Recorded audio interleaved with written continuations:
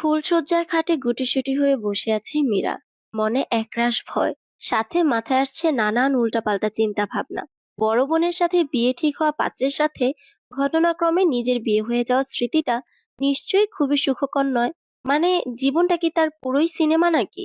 বর্তমানে তার মনে চাইছে নীরা, মানে তার বোনকে ধরে দুই গালে দুইটা ঠাস ঠাস করে চড় মারতে। বেয়াদবের আছাড়ি, তুই বিয়ে করবি না সেটা তো বাবাকে বললেই হতো। না, তিনি তার গর্দভের বুদ্ধি কাজে লাগিয়ে বিয়ের আগের দিন বাড়ি ছেড়ে পালিয়েছেন। আর বলির পাঠা বানানো হয়েছে তাকে। ফুস করে নিঃশ্বাস ছাড়ে সে। যার সাথে তার বিয়ে হয়েছে, এখন পর্যন্ত কোনো রকমে কথাবার্তা হয়নি তার সাথে। কে জানে মানুষটা কেমন হবে? যদি তাকে মেনে না নেয়, যদি নাটক সিনেমার মতো নকরা করে, তখন কি হবে? এই চিন্তায় মাথাটা কয়েকবার চক্কর দিয়ে ওঠে মীরার। অবশ্য যে পরিস্থিতিতে বিয়ে হয়েছে, বিয়ের দিন বিয়ের আসর থেকে বউ পালিয়েছে, ঘটনা তো এই, তাই না? বিরক্তির সাথে বলে উঠল রোহান। আরে, এরা কারা? কোথা থেকে আসে এরা? বিয়ে করবি না তো রাজি হোস কেন? আর বাঙালি মা বাবাদেরও আক্কেল জানবে যে মেয়ে অন্য কাউকে পছন্দ করে, তবুও জোর করে ধরে বিয়ে দিতে চায়। আর উপায় না পেয়ে মেয়ে পালায় বিয়ের দিন। মাঝখান থেকে আমার মতো সুশীল ভদ্র ছেলেদের মান সম্মান নষ্ট হয়। মেজাজ বিগড়ে আছে রোহনের খুব। বিয়ের আসরে এসে শোনে বউ পালিয়েছে। পাশ থেকে তার মামা বলে, আরে ভাগ্নে, ব্যাপার সেটা না। সবাই ভাবছে বউকে কিডন্যাপ করা হয়েছে, কারণ মেয়ের তো মত ছিল বিয়েতে। বিয়ে ঠিক হয়ে যাওয়ার পর থেকে নাকি খুব খুশি ছিল, সবকিছু খুব আগ্রহের সাথে করেছে। তো মেয়ে পালায় কি করে? বুঝলে না, সব হলো অভিনয়, যাতে কেউ সন্দেহ না করে। এখন চলো সব বরযাত্রী নিয়ে এই বাড়িতে আর এক মুহূর্ত নয়। এ কি বলো ভাগ্নে? বউ না নিয়ে বাড়ি ফিরি কি করে? দিদি আমার হাতে তোমার দায়িত্ব দিয়ে গেছে, বলেছে যেন বউ নিয়েই বাড়ি ফিরি। তো এখন কি দোকান থেকে বউ কিনে নিয়ে যাব নাকি? দেখ, মায়ের কথায় রাজি হয়ে আমার 7 দিনের গার্লফ্রেন্ডের সাথে ব্রেকআপ করে বিয়ে করতে এসেছিলাম। নিশ্চয়ই ওর অভিশাপ লেগেছে আমার বিয়েতে। দুঃখী দুঃখী মুখ করে বলে রোহন। এমন সময় মেয়ের বাবা নিখিল বাবু করজোড়ে এসে সামনে দাঁড়ায়। তার মুখ লজ্জায় সংকুচিত হয়ে আছে। তাকে দেখে রোহনের মামা বলে ওঠে, এসব কি শুনছি মশাই? মেয়ে নাকি পালিয়েছে? তো এখন বিয়েটা হবে কি করে? এগুলো কোন ধরনের প্রতারণা করলেন আমাদের সাথে? দাদা, আপনিই বলুন। আমি কি জানতাম যে আমার মেয়ে এইভাবে মুখে চুনকালি লেপে দিয়ে পালিয়ে যাবে? তাহলে আমি প্রতারণাটা করলাম কিভাবে? আমার অবস্থাটা একবার বুঝুন। বিয়ের আসর থেকে মেয়ে পালিয়ে গেছে। এটা কতটা অসম্মানজনক আমার কাছে। তা তো বুঝতেই পারছি মশাই। এখন কি করণীয় সেটাই ভাবতে হবে। আপনাদের যদি আপত্তি না থাকে তো বিয়ের কাজটা আমার মেজ মেয়ের সাথে সেরে ফেললে কেমন হয়? নিখিল বাবুর এই কথা শুনে যেন আকাশ ভেঙে পড়ল রোহনের মাথায়। মানে কি? এটা কি বাংলা সিরিয়াল নাকি, যে এক মেয়ে পালিয়ে গেলে অন্য মেয়ের সাথে বিয়ে দিয়ে দিবে? এর মাঝে তার মামা বলল, দেখুন মশাই, বিয়ে তো আর ছেলেখেলা নয়, মেয়ে তো আর বাজারের কোনো পণ্য নয় যে একটা না পেলে আরেকটা নিয়ে যাব। দেখুন, বিয়ের দিন আমার মেয়ে পালিয়ে গেছে। এটা আমার জন্য চরম অসম্মানের। আর আপনারাও যদি বউ না নিয়ে বাড়ি ফেরেন তো সেটা আপনাদের জন্যও লজ্জাজনক। তাই বলছিলাম কি, আমার মেজ মেয়েও বিয়ের উপযোগী। চিন্তা ভাবনা ছিল বড়টার পর এই মেয়ের বিয়ে দেওয়ার। এখন এই বিপদের মুহূর্তে এটাই কি ভালো সিদ্ধান্ত হবে না? নিখিল বাবুর কথা শুনে মাথা দোলালেন রোহনের মামা। কথা আপনি মন্দ বলেননি। মান সম্মান বাঁচানোর জন্য এই একটাই রাস্তা। তাহলে আপনি বিয়ের ব্যবস্থা করুন। মামার কথা শুনে করুণ ভাবে বলে ওঠে রোহন। মামা, তুমিও? এটা কি বিয়ে না বাংলা সিরিয়াল? জীবন সাথী না মরণ হাতি কি যেন একটা আছে না? তেমন বানিয়ে ফেলছো কেন তোমরা আমার জীবনটাকে? আহ ভাগ্নে, এখন এসব বলে কোনো লাভ নেই। বিয়েটা আগে হয়ে যেতে দাও, তারপর দেখবে সব ঠিক হয়ে গেছে। তীব্র আপত্তি থাকা সত্ত্বেও রোহনকে বরবেশির ছাদনাতলায় গিয়ে দাঁড়াতে হলো। যখন কনের মুখ থেকে পান পাতা সরানো হলো, তখন সে ভালোভাবে দৃষ্টি দিল তার সামনে বিরাজমান কন্যাটির দিকে। গায়ে একটা হালকা বেনারসি শাড়ি জড়ানো, গায়ে গুটি কয়েক গয়না, মুখে কোনো সাজ নেই, তবে অতিরিক্ত কান্না করার ফলেই হয়তো চোখ মুখ লাল হয়ে ফুলে আছে। পুরো বিয়ের সময়টা এবং বিয়ে শেষ হয়ে যাবার পরও দুজনের কেউই কারোর সাথে কোনো কথা বলেনি। রোহনের মীরাকে বিয়ে করার ক্ষেত্রে কোনো সমস্যা নেই, কেননা তার কাছে নীরাও যা মীরাও তাই, কারণ সে এই মুহূর্তে বিয়েই করতে চাইছিল না। পাত্রের সম্পূর্ণ তার মায়ের পছন্দ, তাই এখন বদলে যাওয়া কনেকে দেখে তার মায়ের কি প্রতিক্রিয়া হবে সেটাই ভাবাচ্ছে রোহনকে। বাড়ি এসে বরণের সময় কোনো রকম চোটপাটের মাঝে পড়তে হয় না নতুন বর বউ, কেননা বরযাত্রীরা রাতে এসেই রোহনের মায়ের কানে বউ ভেগে যাওয়ার খবরটা তুলে দিয়েছে। প্রমীলা দেবী অর্থাৎ রোহনের মা কতক্ষণ চুপ করে থেকে তারপর বলেছে, বেশ করেছে, ছোট বোনকে বিয়ে করেছে। কত বড় বেহায়া ওই মেয়ে, যে কিনা আমার ছেলের মতো সোনার টুকরো ছেলেকে ফেলে রেখে পালিয়ে যায়। তিনি বেশ আনন্দের সঙ্গেই ছেলের বউকে বরণ করেছেন। তবে বরণের সময় নতুন বউকে এই বলে শাসিয়েছেন যে সে যদি একটু উল্টাপাল্টা করে তো তাকে ঘাড় ধরে বাপের বাড়ি রেখে আসবেন। এই কথা শোনার পর থেকে মীরা সেকেন্ডে সেকেন্ডে ঢোক গিলছে। প্রায় মাঝরাতে ঘরে প্রবেশ করে এক দীর্ঘাকায় পুরুষ, তার ছায়া দেখি মীরা বুঝতে পারে যে এটাই ওর স্বামী, যার সাথে পরশুদিন 7 পাকের বন্ধনে আবদ্ধ হয়েছে সে। এবার এই বেটা এসে নিশ্চয়ই সিনেমার ডায়লগ ছাড়বে, তাকে কি গল্পের মতো করে সোফায় শুতে বলবে? কিন্তু এই রুমে তো কোনো সোফা দেখতে পাচ্ছে না সে। তবে কি তাকে মাটিতে শুতে বলবে? বলবে যে আপনাকে আমি মেনে নিতে পারবো না, হজং ভজং ভুং ভাং। দেখো মীরা, তুমি আপনি কি বলতে চাইছেন আমি জানি।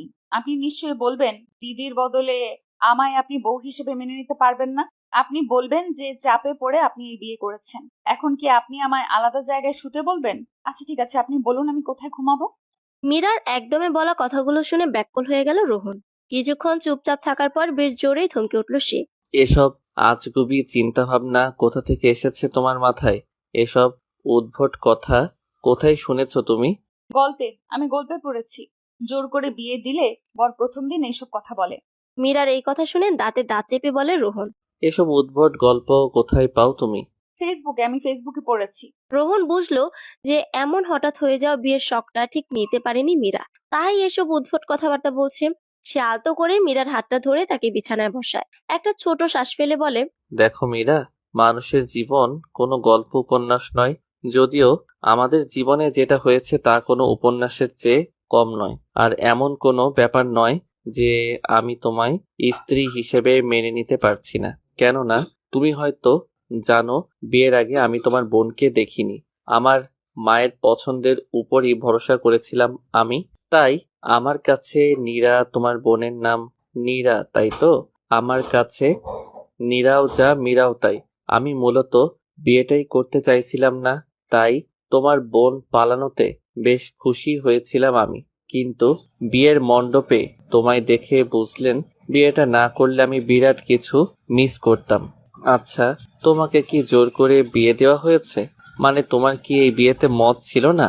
দেখলাম বিয়ের দিন কেঁদে কেটে চোখ মুখ লাল করে ফেলেছিলে তুমি।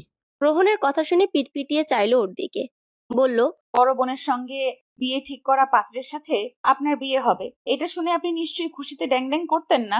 রোহন ফুস করে নিঃশ্বাস ছাড়ে। ও, এই কথা। আমি আরো ভাবলাম প্রেমিককে ছেড়ে বিয়ে করতে হচ্ছে বলে কেঁদে কেটে সাগর নদী বানাচ্ছ তুমি। মীরার কপাল কুঁচকে এলো, চোখ ছোট ছোট করে বলল, প্রেমিক নামক কোনো বস্তু আমার জীবনে কখনো ছিল না।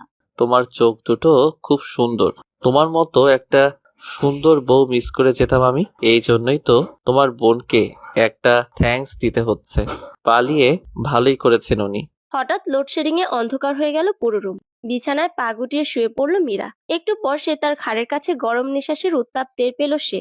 তার কোমর আঁকড়ে ধরল শক্ত পুরুষালী হাত। মীরা আস্তে করে বলল, কম্বলটা কোথায় গেল? ঘুমালে আমার জামা কাপড় ঠিক থাকে না। রোহন তার গলায় মুখ গুজেই বলল, না থাকুক, ঠিক এভাবেই ঘুমাও। গভীর রাত, দুজন নরনারীর নিঃশ্বাসে আশপাশ ভারী হয়ে আছে। ঠিক এমন সময় মীরার ফোনে টুং করে মেসেজ টোন বাজলো। নতুন জীবনের জন্য শুভেচ্ছা। তোমার বোন ভালোই আছে, তবে এখন কিছু চোটপাট করছে না। বসে আনতে বেশি সময় লাগবে না। রোহান এখন থেকে শুধুই তোমার। মেসেজটা দেখে ঠোঁট কোণে বিদ্রুপের হাসি ফুটে ওঠে মীরার মুখে। মীরা, কোথায় আছো তুমি? রোহনের ডাক শুনে রান্নাঘর থেকে হন্তদন্ত হয়ে ছুটে আসে মীরা। চোখে মুখে তার রাজ্যের বিরক্তি। শাড়ির আঁচলে হাত মুছতে মুছতে বলে, কি সমস্যা? চিল্লাপাল্লা করে বাড়িঘর মাথায় তুলছেন কেন? রোহন তার চেয়েও বেশি বিরক্তি নিয়ে বলল, চিল্লাবো না। আমার ওয়ালেট কোথায়? ঘড়িটাই বা কোথায় গেল? মীরা বুঝতে পারছে এসবই তাকে শুধু জ্বালানোর ধান্দা, তাই জলদি ক্যাবিনেট থেকে সবকিছু বের করে দিয়ে আবার রান্নাঘরের দিকে ছুট লাগাতে চায়। কিন্তু তার আগেই পেছন থেকে তার দুই হাতকে নিজের করায়ত্ত করে নেয় রোহন। নিজের দিকে ঘুরিয়ে হাত দুটোকে নিজের বুকের ওপর রেখে বলে, 6 মাস হলো বিয়ের, এখনো আমার অভ্যেসগুলো রপ্ত করতে পারলে না? টাই বেঁধে দেবে কে আমার? উফ, এমন ভাব যেন বিয়ের আগেই তার আরো 10-5টা বউ ছিল। আমি তোমার গলার নাগাল পাই না দাঁড়িয়ে। কত লম্বা তুমি! অসহায় শোনালো মীরার আওয়াজ। তবুও বাঁধতে হবে। নিচু চুলটা কোথায় গেল? এটা তোমার ষড়যন্ত্র নিশ্চয়ই। মীরা নজর ঘুরিয়ে আশেপাশে তাকাতেই ঝট করে তাকে কোলে তুলে নেয় রোহন। টাইটা তার হাতে দিয়ে বলে। এবার তো বেঁধে দাও। মীরা বিরস বদনে টাই বাঁধতে শুরু করে, কিন্তু রোহনের নজর ঘুরঘুর করছে তার মুখশ্রীর মাঝে। সদ্য স্নান সেরে রান্নাঘরে যাওয়ার ফলে চুলগুলো থেকে এখনো জলবিন্দু পড়ছে। সে চোখ মুখ কুঁচকে টাই বাঁধায় ব্যস্ত, যেন সে রাজ্যের বিরক্ত। সকালবেলা স্নিগ্ধ আলো তার মুখশ্রীতে খেলা করে ছড়িয়ে দিচ্ছে এক অপরূপ দ্যুতি, আর রোহনের হাত খেলা করছে তার কোমর জুড়ে, কখনো পেটে সুরসুরি দিচ্ছে তো কখনো আবার কোমরে গোজা আঁচলে টান দিচ্ছে। উফ, অসহ্য। বলেই মীরা রুম থেকে গটগট করে হাঁটা দিল রান্নাঘরের দিকে। এবার আর রোহন হাত বাড়িয়েও মীরার নাগাল পেল না। খাবার টেবিলে সবাইকে খাবার পরিবেশনে ব্যস্ত মীরা। টেবিলের দুপাশে রোহন, তার শাশুড়ি আর তার মামা শ্বশুর বসেছে। বলা বাহুল্য, এই তিনজন ছাড়া সংসারে আর কেউ নেই মীরার। তার শ্বশুর মানে রোহনের বাবা একটা অ্যাক্সিডেন্টে মৃত্যুবরণ করেছেন আরো বছর 15 আগে। তার মৃত্যুর পর প্রমীলা দেবী খুবই দক্ষতার সাথে ঘর ও বাহির দুটোই সামলেছেন। তখন রোহন সবে 10-11 বছরের ছেলে। তাকে সামলে তিনি নিজের স্বামীর প্রতিষ্ঠিত ছোট ব্যবসার হাল ধরেছেন। আস্তে আস্তে এটাকে বড় করে তুলেছেন। ওনার ব্যক্তিত্ব চোখে পড়ার মতো। ওনার ভাব গাম্ভীর্যের কারণে ওনার ব্যক্তিত্ব ঘরে বাইরে সকলের কাছে প্রশংসনীয় হয়ে উঠেছে। তার সব কাজে তিনি সবসময় সহযোগী হিসেবে পেয়েছেন তার ছোট ভাইকে। মীরা মা, পরোটাতে কিছুটা কম তেল দিও, বোঝোই তো এই বয়সে যদি মুটিয়ে যাই তাহলে কি করে চলে। মামা শ্বশুরের কথায় ঠোঁট টিপে হাসে মীরা। ভদ্রলোকের বয়স 48 ছাড়িয়েছে বেশ কিছুদিন আগেই, তবুও তিনি নিজেকে মনে করেন স্টিল ইয়াং, এখনো অবিবাহিত কিনা। তার মতে অবিবাহিত পুরুষদের কখনো বয়স বাড়ে না, তারা চিরকুমার। তাই এখনো তিনি নিজেকে টিপটাপ ফিটফাট রাখেন। তবে তার চিরকুমার থাকার ইতিহাসটা বেশ করুণ। যাকে প্রথম বয়সে ভালোবেসেছিলেন তাকে নিজের করে পাননি, তাই জীবনভর অবিবাহিত থেকেই গেলেন। মীরা চোখে জল আসে উনার কথা ভাবলেই। কিভাবে উনি সারাটা জীবন কাটাচ্ছেন তার প্রেয়সীকে ছাড়া, রোহনকে ছাড়া একটা দিন থাকার কথা ভাবলেই যেখানে মীরার শ্বাস বন্ধ হয়ে আসে। রোহনকে ছাড়তে পারবে না বলেই না এত নাটক, এত আয়োজন। কে বলেছে যে নিজের ভালোবাসাকে শুধু ছেলেরাই ছিনিয়ে নিতে জানে? নিজের ভালোবাসার মানুষটাকে আপন করে পেতে একটা মেয়ে কতটা বেপরোয়া হতে পারে তার জলজান্ত প্রমাণ মীরা। মীরা 2-1 বার ফাঁকা ঢোক গেলে। কাল রাতে মা ফোন করে বলেছে মীরা ফিরে এসেছে, সাথে আছে তার হাজবেন্ড। এবার যদি সব কথা ফাঁস হয়ে যায় কি হবে তবে? তার ধ্যান ভঙ্গ হয় তার শাশুড়ি মায়ের কথায়। শুনলাম তোমার বড় বোন নাকি বাড়ি ফিরে এসেছে। মীরা মাথা নাড়িয়ে হ্যাঁ বলে। সে একবার আর চোখে তাকায় রোহনের দিকে।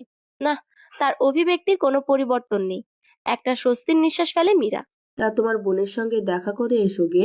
এতদিন পর ফিরলেন উনি, তা দেখবে না আমার রুহানকে বাদ দিয়ে কোন হীরের টুকরো ছেলেকে বিয়ে করেছেন উনি। ওনার চোখে মুখে স্পষ্ট রাগ আর বিরক্তির আভাস। আহ মা, বাদ দাও তো এসব। আর মীরা শোনো, তোমার যদি বোনের সাথে দেখা করতে ইচ্ছে হয় তো তুমি যেতে পারো, আমার কোনো সমস্যা নেই। মীরা ইতস্তত করে বলে।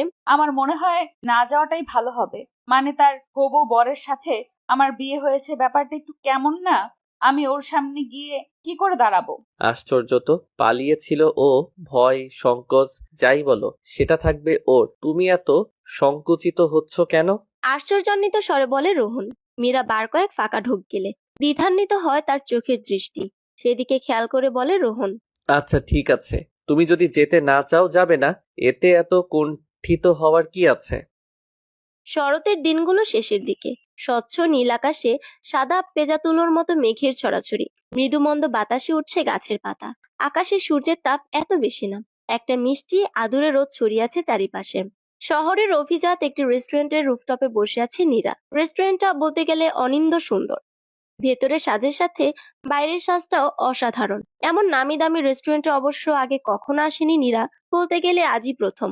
কিন্তু তার পোশাক আশাকে তা বোঝা যায় না। তার পরনে আছে নীল ডেনিমের প্যান্টের সাথে শর্ট কুর্তি, তার উপর ডেনিমের জ্যাকেট। চোখের রোদ চশমাটা আপাতত সামনে টেবিলের উপর রাখা। বাদামি লং লেয়ার চুলগুলো পিঠের উপর ছড়িয়ে আছে।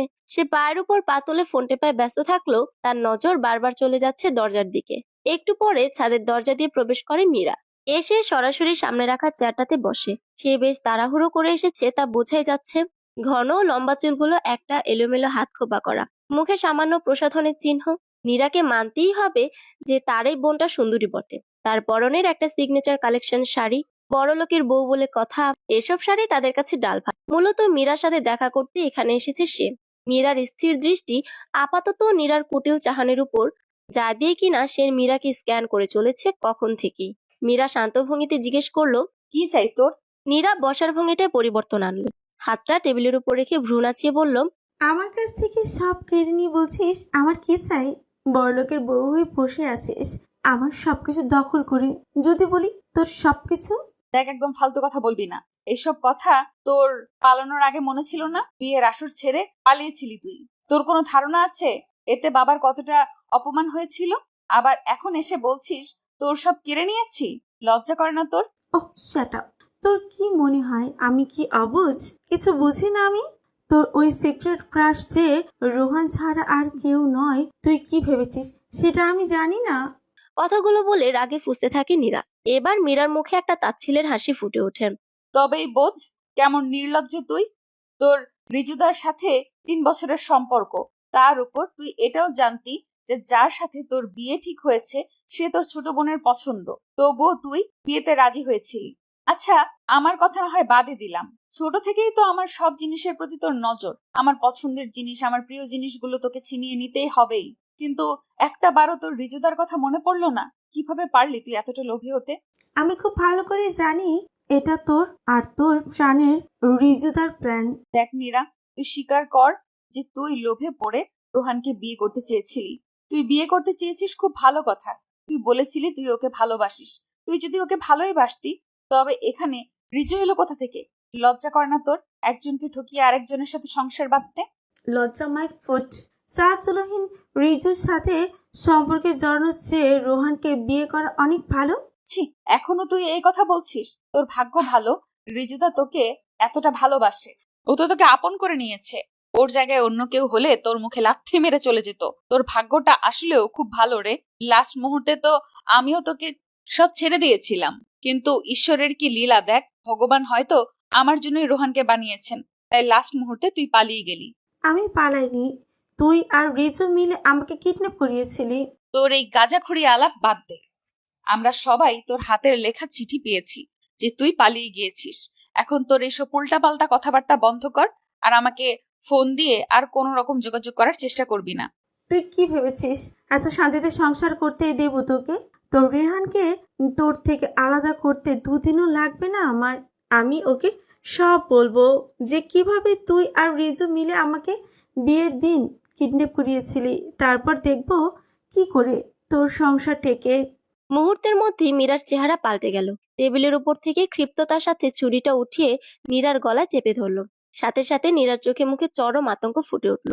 সে চোখ বড় বড় করে মীরার দিকে তাকালো, যাকে আপাতত স্বাভাবিক মনে হচ্ছে না। খুন করে ফেলবো, জাস্ট খুন করে ফেলবো আমি তোকে। সারাটা জীবন আমার সাথে কম্পিটিশন করে গেলি। মাত্র 1 বছরের ছোট ছিলাম তোর চেয়ে, তবুও সব সময় আমার প্রিয় জিনিসটাই তোর ছিনিয়ে নেওয়া চাই। জানতি তুই যে রোহানকে আমি সেই কলেজ লাইফ থেকে ভালোবাসি, তবুও এই বিয়েতে রাজি হয়েছিলি। তুই আসলে ঠিকই বলেছিস, তোকে কিডন্যাপ করার প্ল্যানটা আমিই করেছিলাম। পারলে তখন তোকে খুন করে ফেলতাম, কিন্তু আমার মাথায় তুই কি ঢুকিয়েছিলি? রোহান তোকে ভালোবাসে। ভালোবাসা মাই ফুট। ও তোকে ঠিকঠাক চেনেও না। ও তোকে ভালোবাসে ভেবে আমি নিজেই প্ল্যান ক্যান্সেল করে দিয়েছিলাম। খুব কেঁদেছিলাম আমি সেদিন, কিন্তু ভগবানের কি লীলা দেখ, তুই নিজেই শেষমেশ পালিয়ে গেলি। নীরার চোখে মুখে বাঁচার আকুতি। ছুরিটা মীরা এভাবে ধরে আছে যেন মনে হচ্ছে এখনই গলা কেটে রক্ত বেরোবে। নীরা কোনো মতে বলল, বিশ্বাস কর মীরা, আমি পালাইনি। সত্যি রোহন আমায় ভালোবাসতো। আর একটা মিথ্যা কথা বললে ধর থেকে মাথা আলাদা করে ফেলবো একদম। জানিস তো এই রেস্টুরেন্টে রোহানের 50% শেয়ার আছে। সো তোকে মেরে লাশ গুম করে দেওয়া কোনো ব্যাপারই না। তুই যদি বিয়ের আগে আমার এইভাবে ব্রেন ওয়াশ না করতি তাহলে হয়তো সত্যিই আমি বিয়েটা ভাঙার চেষ্টা করতাম। জানিস কতটা ভয় পেয়ে গেছিলাম আমি? ফুলসজ্জার মতো গুরুত্বপূর্ণ একটা দিনে আমি শুধু ভেবেছিলাম রোহান আমায় মেনে নেবে তো, কিন্তু ভুল ছিলি তুই। আরে ও তো তোকে ঠিকঠাক করে চেনেই না, শুধু মায়ের কথায় বিয়েতে রাজি হয়েছিল। কথাগুলো বলে মীরা কিছুটা শান্ত হয়। নীরাকে ছেড়ে দিয়ে একটু দূরে গিয়ে দাঁড়ায়, আর নীরা ঢকঢক করে 1 গ্লাস জল পুরোটা শেষ করে। তার আত্মায় আর পানি নেই। তুই কি ভেবেছিস নীরা কোনো প্রমাণ না রেখে আমি এত কাঁচা কাজ করি নাকি? তোকে তো সত্যি কিডন্যাপিং এর প্ল্যানই করেছিলাম। তোর আর রিজুদার সব ছবি ভিডিও আমার কাছে আছে। সো তুই বলবি আর রোহান তোর কথা বিশ্বাস করবে? তুই আমার সংসার ভাঙবি তোর আশার সেগুড়ে বালি। আর হয়তো রাতে রিজুদা নিজে আমায় জানিয়েছে, আর সেদিন রাতে রিজুদা আমায় নিজে জানিয়েছে যে তোরা পালিয়ে গেছিস। মনে রাখিস, এটা আমার সংসার। গত 6 মাস যাবৎ তিলে তিলে আমি গড়েছি এটা। আমার সংসারের দিকে নজর দিলে তোকে খুন করতেও দুবার ভাববো না আমি। মীরার দিকে ভয়ঙ্কর দৃষ্টি নিক্ষেপ করে ধীর পায়ে বাইরে বেরিয়ে আসে মীরা। সন্ধ্যা নামার পূর্ব মুহূর্তে গোটা আকাশ সূর্যের লালিমায় ছেয়ে আছে। পাখিরা ফিরে যাচ্ছে তাদের নীড়ে, চারিপাশে তাদের কলরবে মুখরিত। মীরার মনে একটাই চিন্তা, সেও এই পাখিদের মতোই যত্নে নিজের সংসার আগলে রাখবে। এটা তার নিজের সংসার, মীরার সংসার। রাত্রির প্রথমাংশ, হালকা কুয়াশায় ঢেকে যাচ্ছে পরিবেশ। রাস্তায় সোডিয়াম আলোর নিচে জমাট বাঁধা কুয়াশা, আকাশে মস্ত বড় চাঁদ, ফকফকে জ্যোৎস্নায় উদ্ভাসিত হয়ে আছে পরিবেশ।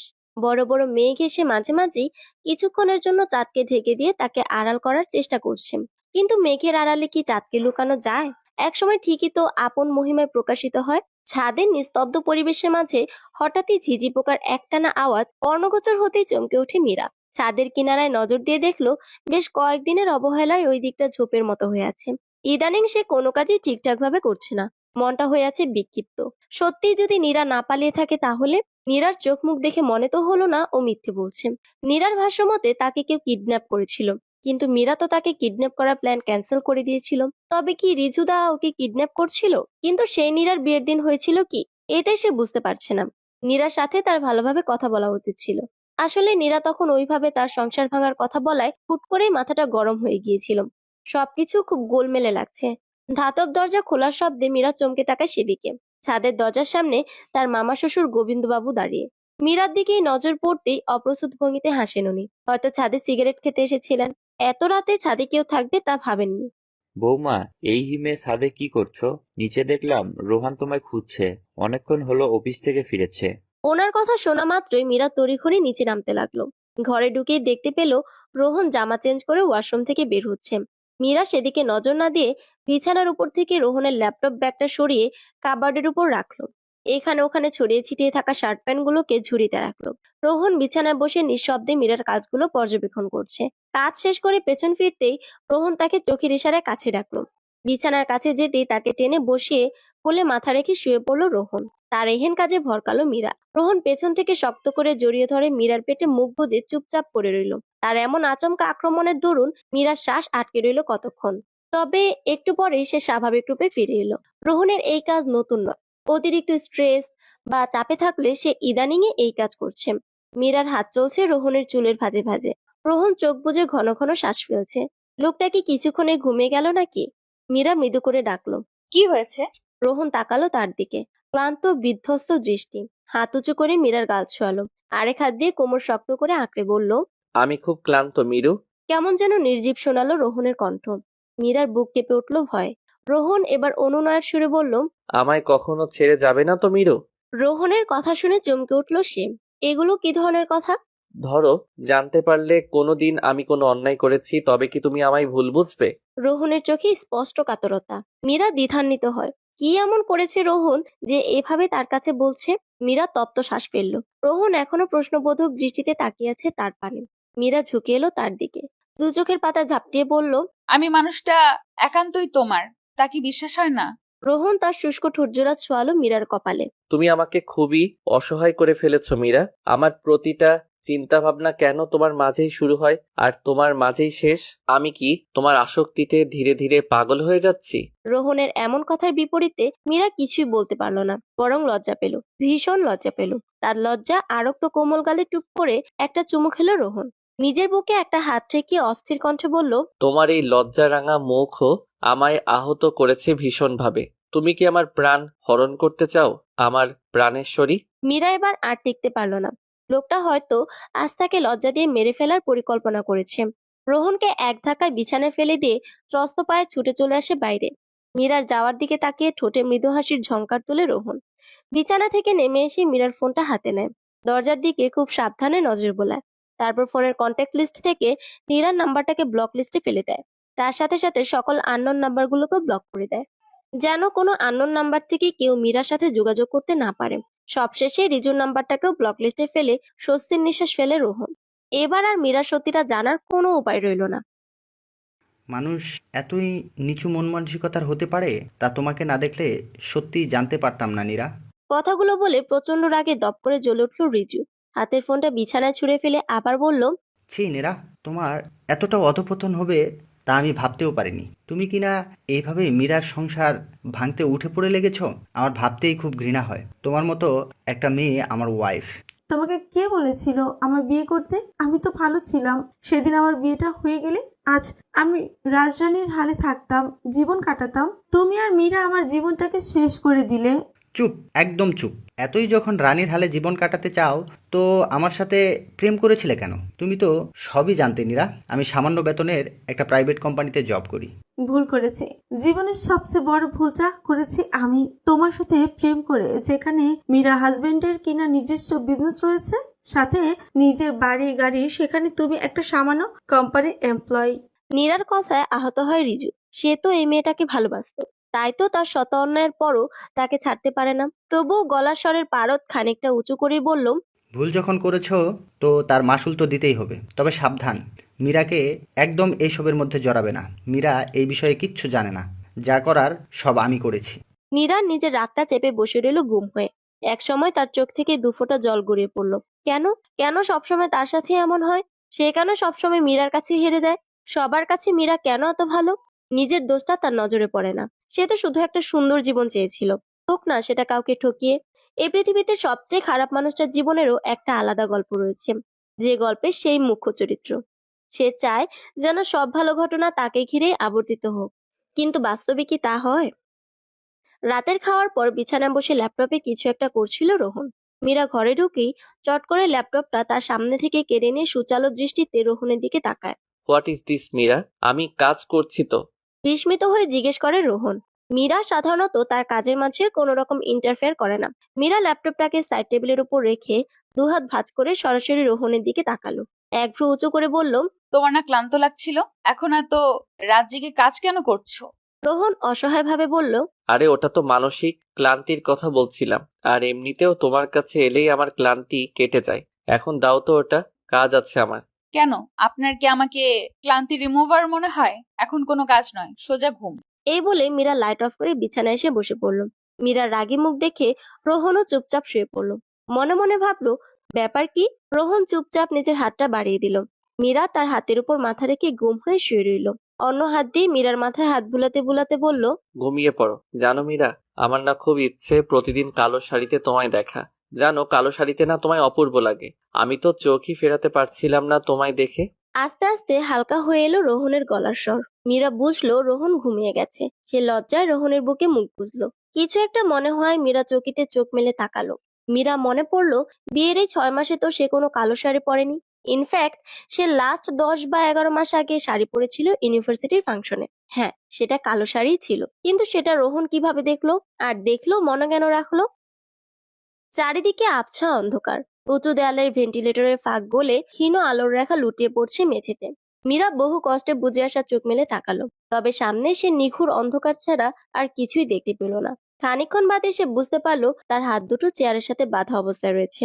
মীরার মাথায় একটা শুকনো যন্ত্রণা সূচের মতো বিচ্ছে। মীরা বোঝার চেষ্টা করলো যে সে আছেটা কোথায়। সে তো দুপুরে কেনাকাটা করতে বাইরে বেরিয়েছিল। হাতে 3-4টা শপিং ব্যাগ নিয়ে বাসার পাশের গলিটা দিয়ে ফিরছিল সে। এরপরে আর কিছুই মনে নেই তার। মীরা মনে করার চেষ্টা করলো, কিন্তু তাতে তার মাথার যন্ত্রণা খানিকটা তীব্র হওয়া বই আর কিছুই হলো না। মীরা ক্ষীণ গলায় কাউকে ডাকার চেষ্টা করলো। কোথায় আছে সে? এমন একটা জায়গায় তাকে আটকে রাখার মানে কি? হঠাৎ মাথার যন্ত্রণাটা খুব বেশি হয়ে উঠলো। মনে হচ্ছে যেন মাথার পেছনের অংশে কোনো শক্ত আঘাত লেগেছে। তেজটায় তার গলা শুকিয়ে উঠেছে। তবুও গলার স্বরটা আরেকটু নিচু করে বলল, কেউ আছেন? কেউ কি নেই এখানে? কিন্তু কারোর সাড়া পাওয়া গেল না। হতাশ হলো মীরা। হাতের বাঁধনগুলো খোলার চেষ্টা করলো, কিন্তু সেগুলো যেন আরো দৃঢ়ভাবে কেটে বসে যাচ্ছে। কতক্ষণ এমন হাত নিয়ে নাড়াচাড়া করতে করতে ক্লান্ত হয়ে গেল সে। নির্জীবভাবে পিঠ এলিয়ে দিল চেয়ারটাতে। তার মাঝে আর শক্তি অবশিষ্ট নেই। সময় প্রায় সন্ধ্যা 7টা। ড্রয়িং রুমে একটা রকিং চেয়ারে বসে বই পড়ায় ডুবে আছেন প্রমীলা দেবী। ইদানিং তিনি আর তেমন অফিসে যান না। অফিসের সব কাজ রোহনের হাতে ছেড়ে দিয়েই নিশ্চিত হয়ে আছেন তিনি। হঠাৎ ঘড়ির দিকে তাকিয়ে সচেতন হলেন তিনি। 7টা বেজে গেল, আর এখনো মীরার বাড়িতে ফেরার নাম নেই। কপাল কুঁচকে এলো তার। মীরা তো কখনো সন্ধ্যার পর বাইরে থাকে না। পাশ থেকে ফোন নিয়ে মীরাকে কল করলেন, কিন্তু ফোনটা বাজতে বাজতে কেটে গেল। পরপর 3বার তিনি ফোন করলেন, প্রতিবারই একই ঘটনা ঘটলো। এবার তিনি বেশ চিন্তিত হয়ে উঠলেন। প্রায় দুপুরের আগে মীরা বাড়ি থেকে বের হয়েছিল, এখনো ফেরার নাম নেই, আবার ফোনটাও ধরছে না। মেয়েটার কোনো বিপদ হলো না তো? প্রমীলা দেবী উঠে উপরে আসেন, তার ভাইয়ের দরজার সামনে দাঁড়িয়ে ডাকলেন। এই গোবিন্দ, ঘরে আছিস? তার গলা কাঁপছে। গোবিন্দবাবু ঘরে কিছু লেখালেখি করছিল, বোনের ডাক শুনে উঠে আসে। কি হয়েছে রে দিদি, তোকে এমন লাগছে কেন? তিনি অস্থির হয়ে বলেন, মীরা কোথায় আছে জানিস? ওকে ফোনে পাচ্ছি না। দুপুরে না মার্কেটে গেল? তোর কাছ থেকে অনুমতি নিয়েই তো গেল। সেটাই তো, দুপুরে গেছে আর এখন 7টার বেশি বাজে, এখনো ফেরার নাম নেই, তার ওপর ফোনটাও ধরছে না। কি একটা অবস্থা বল তো। এত চিন্তা করিস না, হয়তো জ্যামে আটকা পড়েছে, তাই দেরি হচ্ছে। এসে যাবে এক্ষুনি। আচ্ছা, একটা কাজ কর, রোহানকে ফোন করে জিজ্ঞেস কর ওর সাথে আছে নাকি। মীরা তো মাঝে মাঝেই অফিসে যায়। ভাইয়ের কথায় চিন্তা কমলো না প্রমীলা দেবীর। জ্যামে থাকলে কি নিউ মার্কেট থেকে আসতে এত সময় লাগে? কত করে বললেন উনি গাড়িটা নিয়ে যেতে, কিন্তু এ মেয়ে তো গাড়ি নিতেই চায় না। আজ গাড়িটা নিয়ে গেল, এত চিন্তা হতো না তার। রোহনকে ফোন দেবে কিনা এই চিন্তা করতে করতে কলিং বেলের শব্দ শুনতে পেলেন তিনি। মুখ থেকে একটা স্বস্তির নিঃশ্বাস বেরিয়ে এলো, হয়তো মীরা ফিরে এসেছে। কিন্তু দরজা খুলে আশ্চর্য হন তিনি, কেননা মীরা নয়, দরজার বাইরে রোহন দাঁড়িয়ে। মায়ের দিকে তাকিয়ে বলে রোহন, আমায় দেখে এমন ভূত দেখার মতো চমকে গেলে কেন? সরো, ভেতরে যেতে দাও। তিনি সরে দাঁড়ালেন। রোহন ভেতরে ঢুকে বার কয়েক মীরার নাম ধরে ডাকলো, কিন্তু কোনো সাড়া না পেয়ে কপাল কুঞ্চিত করে ফেললো। মীরা তোমার কাছে যায়নি? আমরা তো ভেবেছি ও তোমার সাথে। মায়ের কথা শুনে অবাক হয় রোহন। মানে, মীরা আমার সাথে থাকবে কেন মা? আর আমরা কোথাও গেলে তো তোমাকে জানিয়েই যাই। মীরা বাড়িতে নেই রোহন, সেই দুপুরে বেরিয়েছিল, এখনো ফেরেনি। মায়ের কথাটা রোহনের মস্তিষ্ক ঠিকভাবে গ্রহণ করলো কিনা বোঝা গেল না। তার চোখ মুখের ভঙ্গি মুহূর্তেই পাল্টে গেল। মীরা বাড়িতে নেই মানে? কম্পিত হলো রোহনের বক্ষস্থল। একরাশ ভয়ে এসে ঠাঁই নিল অন্তর্কোণে। মেয়েটা তো সন্ধ্যার পর একা একা কোথাও থাকে না। রোহন ফোন বের করে মীরার নাম্বার ডায়াল করলো, কিন্তু বিপরীত পাশ হতে কোনো জবাব এলো না। অধৈর্য হয়ে আবার সে কল করতে লাগলো। মীরা ফোন ধরছে না, আমি ফোন করেছিলাম। মুহূর্তেই রোহনের চেহারা যেন রক্তশূন্য হয়ে গেল। তবে নিজেকে যথাসম্ভব শান্ত রাখার চেষ্টা করলো সে। ধীরে ধীরে মীরার বাবার বাড়িতে এবং কাছের সব বন্ধু বান্ধবীদের ফোন করলো রোহন, কিন্তু কোথাও কোনো রকম খোঁজ পেল না সে। এবার মাকে জিজ্ঞেস করলো, কোথায় গিয়েছিল ও? আর বলিস না, কিছু টুকটাক কেনাকাটার জন্য দুপুরে নিউ মার্কেট গিয়েছিল। কতবার বললাম গাড়িটা নিয়ে যাও, কিন্তু কে শোনে কার কথা। রোহন হন্তদন্ত হয়ে বাড়ি থেকে বের হয়ে এলো। তার আগে মীরার ফোনের লোকেশন চেক করে নিল। ফোনের লোকেশন সবসময় অন করে রাখতো মীরা, যেন কোনো বিপদে পড়লে সহজেই তাকে কেউ খুঁজে পেতে পারে। ঘরের পাশ দিয়ে মাত্রই যেন একটা ট্রেন ছুটে গেল, কেঁপে উঠলো পুরো ঘর। আর তার সাথে মীরাও। চেয়ারের উপর নেতি আছে সে, কখন থেকে চিল্লাতে চিল্লাতে গলার অবস্থা বেহাল। তবুও শেষবারের মতো ডাকলো সে, কেউ কি আছেন? আমায় একটু জল দেবেন, আমার খুব তেষ্টা পেয়েছে। খট করে ঘরের দরজাটা খুলে গেল। দরজা দিয়ে আবছা আলোর সাথে প্রবেশ করলো এক পুরুষ অবয়ব। ধীর পায়ে হেঁটে এসে মীরার কাছে বসলো সেই অবয়বটা। মীরার পা থেকে মাথা পর্যন্ত নজর বুলিয়ে একটা বিশ্রী হাসি দিল। মীরার গা ঘিন ঘিন করে উঠলো। তারপর একটু দূরে দাঁড়িয়ে তকিব বলে কাউকে জোরে ডাক দিল। ডাক শুনে একটা বেটে খাটো ছেলে দরজার সামনে এসে দাঁড়ালো। ম্যাডামকে তোরা এখনো কোনো খাতির যত্ন করিস নাই, হারামজাদা? দাঁত চিবিয়ে চিবিয়ে কথাটা বলল লোকটা। মাফ কইরা দেন ভাই, আপনিই তো কইছিলেন ঘরের দরজা না খুলতে। মুহূর্তে গলার স্বর পাল্টে বলল লোকটা। আহা, তাই বলে তোরা ম্যাডামরে পানিও দিবি না? জানোস উনি কার বউ? রোহান মজুমদারের বউ। পুরো শহর যারে এক ডাকে চেনে, তার বউয়ের এত অযত্ন, তাও আবার আমার ঘরে। মনে বড় কষ্ট পাইলাম। পাশ থেকে পানির বোতলটা উঠিয়ে তা নিয়ে মীরার দিকে এগিয়ে গেল। মীরার হাতের বাঁধনগুলো খুলতে খুলতে বলল, ইস, কি শক্ত করে বেঁধেছিস রে। নরম হাত দুইটাতে দাগ পড়ে গেল। মীরা ভয়ে বাকরুদ্ধ হয়ে আছে। তার মাথা কাজ করা বন্ধ করে দিয়েছে। কে এই লোক? কেন তাকে এখানে এনেছে? সে রীতিমতো ভয়ে কাঁপতে শুরু করে দিয়েছে। তবুও নিজেকে যথেষ্ট স্বাভাবিক রেখে জিজ্ঞেস করলো, কে আপনি, আর আমাকে এখানে কেন এনেছেন? লোকটা হাসতে হাসতে জবাব দিল, আরে কুল বৌদি, আপনার সব প্রশ্নের জবাবই আপনি পাবেন। তার আগে আপনার বরটাকে একটু ঘুরিয়ে নিই।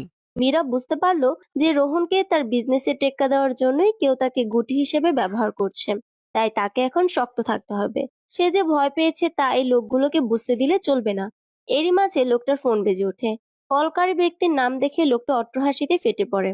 হাসি থামিয়ে বলে, দেখেছেন বৌদি, আপনার প্রতিদেব কিন্তু বুঝে গেছেন যে আপনি আমার কাছে আছেন। ফোনটা রিসিভ করতেই ওপাশ থেকে কারো চিৎকার শোনা গেল। মীরাকে কোথায় রেখেছিস আহনাফ? আমার আর তোর মাঝে আবার বাইরের কাউকে কেন জড়ালি? সাহস থাকলে আমার সামনে এসে মোকাবেলা কর, ব্লাডি কাওয়ার্ড। আরে, এত হাইপার হচ্ছিস কেন দোস্ত? এবার আর তোর বইয়ের বদলে শালিকে তুলে আনিনি, তাই চিন্তা করিস না, তোর বইয়ের কোনো অযত্ন হবে না আমার কাছে। তুই শালা হারামি তো ওটাই থাকবি। তুই বারবার আমার কাছে হেরে যাওয়ার ভয়ে এই একই কাজ করিস। দম থাকলে সৎভাবে আমায় হারিয়ে দেখা। মাই ফ্রেন্ড, ভুলেছিস কেন? Everything is fair in love and war. কি চাই তোর? খুবই সিম্পল একটা জিনিস, তোর এইবারে টেন্ডার কোড যা দিয়ে তুই সরকারি হসপিটাল আর কোয়ার্টার্সের কন্ট্যাক্ট না নিবি, বা তুই এই টেন্ডার আমার জন্য ছেড়ে দিতে পারিস। ইম্পসিবল। তোর মতো একটা বাস্টার্ডের হাতে আমি সরকারি এত বড় একটা কাজের কন্ট্রাক্ট ছেড়ে দিতে পারি না। তাহলে বইয়ের কথা ভুলে যা। গতবার তোর শালিকা, ও সরি, তোর না হওয়া বউকে আমার কাছ থেকে বাঁচিয়ে নিয়ে যেতে পেরেছিলি, কিন্তু এবার মনে হয় তোর বইয়ের প্রতি তোর মায়া নেই। কথাটা বলে মুখ দিয়ে একটা আফসোস সূচক শব্দ করে মীরার দিকে তাকালো Ahnaf. I will just kill you Ahnaf. বলেই রাগে পাশের দেয়ালে জোরে আঘাত করলো রোহন। তুই কত বড় ভুল করলি এটা তুই এখন বুঝবি আহনাফ। তুই শুধু দেখ। I'm waiting for you my dear enemy. তবে মাথায় রাখিস, পুলিশ নিয়ে এলে কিন্তু তোর বউকে আর জ্যান্ত পাবি না। বলেই কলটা ডিসকানেক্ট করে ফোনটা অফ করে দিল আহনাফ। হাসপাতালের কেবিনে শুভ্র বেডে মীরা ঘুমিয়ে আছে। তার হাতে স্যালাইন চলছে। কপালের একপাশে ব্যান্ডেজ বাঁধা রয়েছে। চারদিক থেকে মৃদু ফিনাইলের গন্ধে পরিবেশ ভারী হয়ে রয়েছে। মাথায় ড্রিম ড্রিম করে যেন এখনো কোনো একটা ভারী শব্দ বেজে চলেছে। মীরার কানে হালকা যান্ত্রিক আওয়াজ প্রবেশ করছে। ভারী চোখের পাতাগুলো বহু কষ্টে খোলার চেষ্টা করলো সে। উজ্জ্বল আলো চোখে পড়তেই বিরক্তিতে চোখ কুঁচকে এলো। হাতের উপর বহু পরিচিত একটা স্পর্শ টের পেল। তার হাত ধরে আছে যেন পরম ভরসার একটি হাত, পরম মমতায়, পরম যত্নে। মীরা চোখ পিটপিট করে তাকালো। তবে চোখের সামনে ছাদের সাদা সিলিং ছাড়া আর কিছুই দেখা যাচ্ছে না। আস্তে আস্তে চোখের সামনে একটা পরিচিত মুখশ্রী ভেসে উঠল, রোহনের। সে ঠোঁট নেড়ে মীরাকে কিছু একটা বলছে, চোখে স্পষ্ট উদ্বেগের ছাপ। কিন্তু কি বলছে রোহন তা মীরার কানে আসছে না। সে আবার চোখ বুজে নিল, লম্বা একটা শ্বাস টেনে নিয়ে আবার চোখ মেলল। এবার রোহনের কথাগুলো শুনতে পেল মীরা। মীরা, মীরা, কি হয়েছে? তোমার কোনো সমস্যা হচ্ছে? কথা বলো প্লিজ। কয়েকটা ঢোক গিলে আস্তে করে বলল মীরা। আমি কোথায় আছি? তুমি আমার কাছে আছো মীরা। আজকে কি হতে পারতো তার ধারণা আছে তোমার? গাড়ি ছাড়া একা একা কেন বেরিয়েছিলে তুমি? গলার স্বর খানিকটা উঁচু হয়ে যায় রোহনের, কিন্তু ততক্ষণে মীরা মোটামুটি স্বাভাবিক অবস্থায় ফিরে এসেছে। কাঁদো কাঁদো মুখ করে বলল সে। তুমি আমায় বকছো? কি করেছি আমি এমন? আমি কি কখনো একা বেরোই না? বিয়ের আগে তো আমি একাই চলাফেরা করেছি। মীরার উপর আচমকা রাগ দেখানোতে রোহন নিজেই একটু অসহায় বোধ করলো। মীরার গালে আদরে হাত বুলিয়ে বলল, ট্রাই টু আন্ডারস্ট্যান্ড মিরু। বিয়ের আগে আর বিয়ের পর এক নয়। বিয়ের আগে তোমার লাইফে আমি ছিলাম না, এখন আমি আছি, আর সাথে আছে বিপদ। মীরার চোখ দিয়ে এখনো টপ টপ করে জল ঝরছে। খোলা জানালা দিয়ে আসা জোর বাতাসের দমকে ঈষৎ কেঁপে উঠছে চিকন ঠোঁটজোড়া। রোহন জানালা লাগিয়ে দিয়ে আবার এসে মীরার কাছে বসলো। গালে লেপড়ে থাকা ছোট ছোট চুলগুলোকে কানের পিছনে গুজে দিয়ে বলল, ডোন্ট ক্রাই। এত কাদার মতো বকিনি। একটু জল খাবো। সরি মীরা, তোমার স্যালাইন চলছে, এখন তো কিছু দেওয়া যাবে না, একটু পরে খাও। এখন কটা বাজে? নাক টেনে চোখের জল মুছতে মুছতে জিজ্ঞেস করে মীরা। 12:30। রাত? না, দুপুর 12:30। কিছুক্ষণের জন্য হাঁ হয়ে যায় মীরার মুখ। কোনো রকমে মুখে কথা ফুটিয়ে বলে, কাল দুপুরে না আমি বাড়ি থেকে বেরিয়েছিলাম? তুমি প্রায় 10 ঘন্টা সেন্সলেস ছিলে মীরা। বিস্ময়ে চোখ দুটো বড় বড় হয়ে যায় তার, কিন্তু মুখে বলে, আমায় একটু বসিয়ে দাও না, আর শুয়ে থাকতে ভালো লাগছে না। মীরার পরনের শাড়ি আগেই হসপিটাল থেকে চেঞ্জ করে দিয়েছে। তার গায়ে সবুজ একটা ড্রেস। রোহন খুব সাবধানে মীরাকে বুকের সাথে জড়িয়ে ধরে বসায় খুব যত্নে। পরে পেছনে বালিশগুলো ঠিক করে দেয়। মীরা মাথা ঠেকিয়ে রাখে রোহনের বুকে। কি জোরে চলছে তার হৃদস্পন্দন। বুকের ভেতরে লাল ডাব শব্দ যেন ছড়িয়ে পড়ছে মীরার শিরায় উপশিরায়। মীরা এক হাত দিয়ে জড়িয়ে নেয় রোহনের কোমর। মীরার ক্যানোলা লাগানো হাতটাকে আস্তে করে নিজের উরুর উপর রাখে রোহন। খুব সন্তর্পণে দুহাত দিয়ে মীরাকে জড়িয়ে রাখে সে। মীরার কানের কাছে খুব আস্তে করে বলে, আমার নিজের চেয়েও তোমার অস্তিত্ব আমার কাছে বেশি দামি। আমি তোমাকে হারানোর ঝুঁকি আর নিতে চাই না। কাল কি হয়েছিল? এই লোকটাই কে ছিল? তুমি কি আমায় কিছু জানাবে? এখন না মিরু, তুমি এখন ক্লান্ত, অসুস্থ। যা জানার তা পরে জানলেও চলবে। বিরোধাভাস করে ওঠে মীরা। আমি মোটেও অসুস্থ নই। বলুন না আমায়, ওই লোক নীরাকে কিডন্যাপিং করেছিল? তার মানে নীরা সত্যি কথা বলতো? কাম ডাউন মীরা, এত উত্তেজিত হতে মানা করেছে তোমায় ডক্টর। তোমার সব প্রশ্নের উত্তর তুমি পাবে, তবে ধীরে ধীরে। মীরা হাল ছেড়ে দিল। রোহন একবার যখন না করছে, তো মীরা হাজার মাথা কুটলেও সে কিছুই বলবে না। তাই বেশি উচ্চবাচ্য না করে রোহনের বুকের কাছে পড়ে রইল সে। রোহনের হাতের আঙ্গুলগুলি অবিশ্রান্তভাবে মীরার চুলের ভেতর চলছে। হঠাৎ কেবিনের দরজায় আওয়াজ হয়, খানিকটা সরে বসে রোহন। আস্তে করে মীরাকে বালিশের সাথে ঠেস দিয়ে বসিয়ে দেয়। কেবিনের ভেতর প্রবেশ করে মীরার মা বাবা। ওর মা এসে আগে মেয়েকে বুকের সাথে জড়িয়ে নেন, মাথায় হাত বুলিয়ে দিয়ে বলেন, জামাই যখন ফোন করে বলল তোকে পাওয়া যাচ্ছে না, আমার মনকু ডেকে উঠেছিল। ঠিক হয়ে যাবি, দেখিস মা। মাকে কতক্ষণ জড়িয়ে ধরে রইল মীরা। কতদিন হলো মায়ের কাছে যায় না। বিয়ের পর মাত্র 2 দিনের জন্য গিয়ে বাপের বাড়ি থেকেছিল এই 6 মাসের মাঝে। মায়ের গা থেকে মিষ্টি ওমটা যেন টেনে নিচ্ছে সে। মায়ের বুকে সেই যেন সকল দুশ্চিন্তা আর ক্লান্তির অবসান। হঠাৎ মীরার নজর গেল বাবার পেছনে মাথা নিচু করে দাঁড়িয়ে থাকা নীরার দিকে। সাথে সাথে তার মুখভঙ্গি খানিকটা পাল্টে গেল। নীরা ধীরে ধীরে হেঁটে এসে বেডের পাশে টুলটাতে বসলো। মলিন কণ্ঠে জিজ্ঞেস করলো, কেমন আছিস মীরা? শরীর কি এখনো খুব খারাপ? মীরা মাথা দুলে না বোঝালো। তারপর মায়ের দিকে তাকিয়ে আবার বলে ওঠে নীরা। মা বাবা, তোমরা একটু বাইরে যাও তো, আমার মীরার সাথে কথা আছে। নীরার কথায় অসন্তুষ্ট হলো রোহন, তবে রাগটাকে দমিয়ে বলল, তোমার ওর সাথে কিসের কথা? আর ডক্টর ওকে বেশি কথা বলতে, ট্রেস নিতে বারণ করেছে। চিন্তা করো না, শুধু মা বাবাকে বাইরে যেতে বলছে, তুমি থাকতে পারো। আর আমি এমন কিছু বলবো না যাতে মীরার ক্ষতি হয়। তুমি চাইলেও আমি তোমার সাথে মীরাকে একা ছাড়তাম না। নীরা অল্প হাসে। তাদের মা বাবা মীরার মুখের দিকে তাকিয়ে কেবিনের বাইরে চলে যায়। মেয়ে আর মেয়ে জামাইয়ের কথা তারা কিছু বুঝতে পারছেন না। মা বাবা বেরিয়ে যেতেই মীরার একটা হাত ধরে বলে নীরা, আমায় ক্ষমা করে দিস রে মীরা, বারবার আমি তোকে ভুল বুঝে গেছে আর কষ্ট দিয়ে গেছে।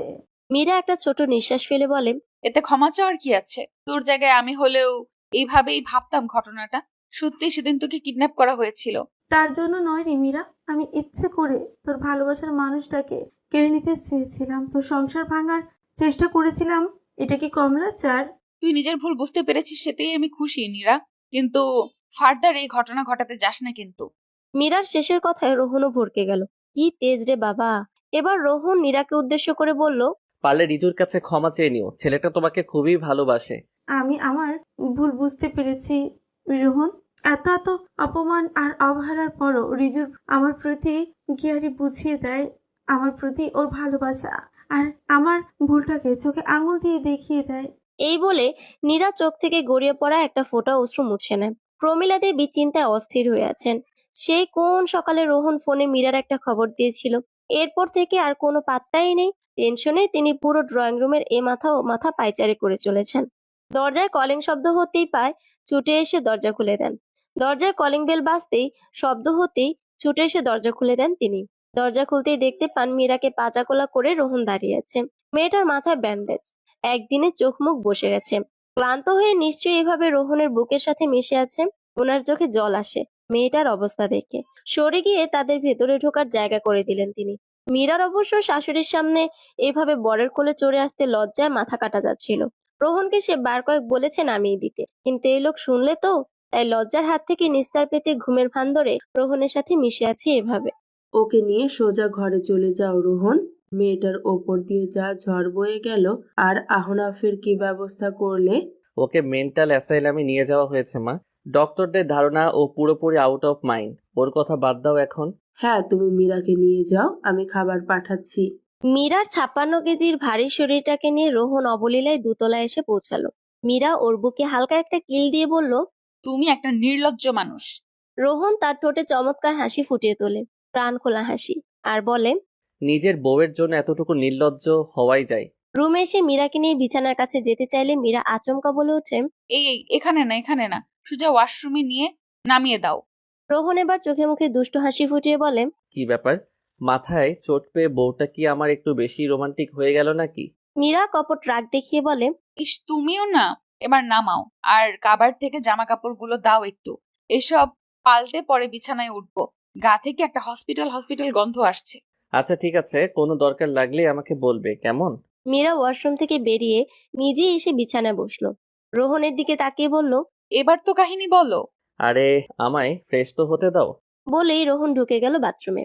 মীরা তার যাওয়ার দিকে তাকিয়ে একটা দীর্ঘশ্বাস ফেলে। রোহন বেরোতেই মীরা কিছু বলতে নিলে ওকে থামিয়ে দিয়ে বলে ওঠে রোহন। নট নাও, আমি খাবার নিয়ে আসছি, খেতে খেতে শুনবে। মীরা আবারও মুখ গেজ করে বসে রইল। একটু পর রোহন ধোয়া ওঠা গরম ভাতের উপর ঘি ছড়িয়ে সাথে ঝরঝরে আলু ভাজা নিয়ে আসে। প্লেট নিয়ে বিছানার এক কোণে বসে সুন্দর করে ভাত মেখে যত্ন করে মীরার মুখে তুলে দেয়। মীরা ভাত চিবোতে চিবোতেই বলে, আরে এবার তো বলো। বলছি বাবা, বলছি। আহানাব ছিল আমার ছোটবেলার বন্ধু। স্কুল, কলেজ, ইউনিভার্সিটি সবই আমরা একসাথে কাটিয়েছি। বিস্মিত হয় মীরা। ওই লোকটা তোমার বন্ধু? ছিল, ও আমার বন্ধু ছিল মীরা। ছোট থেকে ও ভালোই ছিল, কিন্তু ধীরে ধীরে কেমন যেন পাল্টে গেল। আমাদের চেনা আহনাবকে কেউ আমরা খুঁজে পেতাম না। কেমন গম্ভীর, শান্ত, একটু কিছু বললেই রেগে যেত। আসলে 13 বছর বয়সেই ওর মা মারা গেছিল, তো সেই ধাক্কাটা হয়তো নিতে পারেনি। আমরা সবাই ভেবেছিলাম হয়তো ধীরে ধীরে ও ঠিক হয়ে যাবে। আমরা সবাই ওকে সময় দিতাম, কিন্তু সমস্যাগুলো সময়ের সাথে সাথে বাড়তে লাগলো। ও কেমন যেন হিংস্র হয়ে উঠতে লাগলো। বেপরোয়া, বেহিসেবি, যা চাই ওর তা লাগবেই। আমরা ওকে বেশি ঘাটাতাম না কেউ, কিন্তু দিন দিন ওর আমার প্রতি ভাবমূর্তি পাল্টাতে লাগলো। ও আমাকে নিয়ে কম্পিটিটর ভাবতে শুরু করলো। কথার এই ক্ষেত্রে এসে একটা দীর্ঘশ্বাস যেন গোপন করলো রোহন। আবার বলল, কিন্তু বিশ্বাস করো, আমি বা আমাদের ফ্রেন্ড সার্কেলের কেউ এখনো কোনো রকম বাজে ব্যবহার করিনি, বরং ওকে সাপোর্ট করতাম। কিন্তু আমরা ভুল ছিলাম। ওর অবস্থা ভালো না হয়ে আরো খারাপ হতে শুরু করলো। ও একটা সাইকোতে পরিণত হলো, আর ওর বাবাও ওকে সময় দিতে পারতো না। আমার মনে হয় ও খুব বাজে সিচুয়েশন দিয়ে যাচ্ছিল, কিন্তু আহনাব সেটা থেকে বের হতে চাইতো না। আমরা অনেক চেষ্টা করছিলাম ওকে ঠিক করার, কিন্তু আমরা কিছুই করতে পারিনি। জানো, আমাদের সাথে একটা মেয়ে পড়তো, নীলিমা বলে, মধ্যবিত্ত পরিবারের খুব ভালো মেয়ে। তখন আমরা সবে মাস্টার্সে পড়ি। আহনাব পছন্দ করে বসলো ওকে। একদিন সাহস করে প্রপোজও করে বসলো। তারপর কি হলো? ওই আপুটা কি এক্সপেক্ট করেছিল? জানতে চাইলো মীরা। না, নীলিমা ওকে রিজেক্ট করেছিল, কারণ আমাদের ব্যাচের প্রায় সবাই জানতো ওর এই অবস্থার কথা। আর কেউ কি জেনে শুনে এমন একটা মানুষের সাথে জীবন জড়াতে চাইবে? নীলিমাও চাইনি, কিন্তু একটা রিজেকশনের দাম যে এত বড় হবে তা আমরা কেউ ভাবতেই পারিনি। কেন, কি হয়েছিল? মীরার প্রচুর কৌতূহল নিয়ে জানতে চাইলো। ততক্ষণে ওর খাওয়া শেষ। মীরার মুখটা সযত্নে মুছিয়ে দিয়ে বলল রোহন। তারপর একটা অ্যাক্সিডেন্টে নীলিমা পুরো প্যারালাইজড হয়ে গেল। ওর শরীরের নিচের অংশ পুরোটাই অবশ হয়ে যায়। এমন কি করে হলো? মীরার কণ্ঠে বিস্ময়। আহানাব ওর গাড়ি নিয়ে নীলিমার অ্যাক্সিডেন্ট করিয়েছিল, শুধুমাত্র রিজেকশন সহ্য করতে না পেরে। একটা মানুষ এতটা অমানবিক কি করে হতে পারে? অ্যান্ড গেস হোয়াট, আহনাব কিন্তু নীলিমাকেই বিয়ে করেছিল। কিভাবে? আগেই বলেছি, নীলিমা মধ্যবিত্ত পরিবারের মেয়ে। তাই যখন আহনাব ওর বাবার কাছে তার পঙ্গু প্রায় মেয়ের জন্য বিয়ের প্রস্তাব নিয়ে যায়, তখন নীলিমার বাবা আর না করেনি। একজন মধ্যবিত্ত বাবা, আর এর চেয়ে বেশি কি চাইবে? ও মাই গড! একটা মানুষ এত ক্রাইম মাইন্ডেড কি করে হতে পারে? এটা ভেবে মীরার আত্মার জল শুকিয়ে গেল। আচ্ছা, সবই বুঝলাম, কিন্তু তোমার বন্ধু নীরাকে কেন কিডন্যাপ করলো? এতে কি স্বার্থ? বললাম না, ও কোনো একটা কারণে আমায় নিজের শত্রু ভাবতে শুরু করে। এইভাবে যে আমার হবু বউকে তুলে নিয়ে গেলে তো আর আমার বিয়ে হচ্ছে না, কী সব চিন্তা ভাবনা। কিন্তু ওর এই কাজ তো আমার জন্য শাপে বর হয়ে গেল। যখন দেখলো নীরাকে কিডন্যাপ করে কোনো লাভই হলো না, তাই এবার মোক্ষম অস্ত্র হিসেবে তোমায় কিডন্যাপ করে আমায় ঘোরাতে চেয়েছিল। এসব টেন্ডার কোডিং, এসব ফাও কথা। দেখো তো এসবের কোনো মানে হয়? রোহনের সব কথা শুনে মীরার আক্কেল গুরুম হয়ে গেল। কি বলছে এসব? জাস্ট একজন মানুষ খামখেয়ালিপনা করতে গিয়ে তাদের দু বোনকে কিডন্যাপ করে ফেললো। এটা কি ভাই? কিন্তু পরক্ষণে ভ্রুকুচকে বলল, সবই বুঝলাম, কিন্তু নীরাকে কিডন্যাপ করায় তোমার সাপে বর হলো মানে? আর নীরাকে যদি কিডন্যাপই করা হয়ে থাকে, তো ওই চিঠি কোথা থেকে এলো? আর রিজুদার সাথে বিয়েটাই বা হলো কিভাবে? মানে আসলে ওই আর কি। রোহন এবার আমতা আমতা করতে লাগলো। মীরা বলল, মানে আসলে না করে এবার বলে ফেলো। আসলে নীরাকে না আমি আর রিজু কিডন্যাপ করার প্ল্যান করেছিলাম। রোহনের কথা শুনে কপালে হাত দিয়ে বসে থাকে নীরা।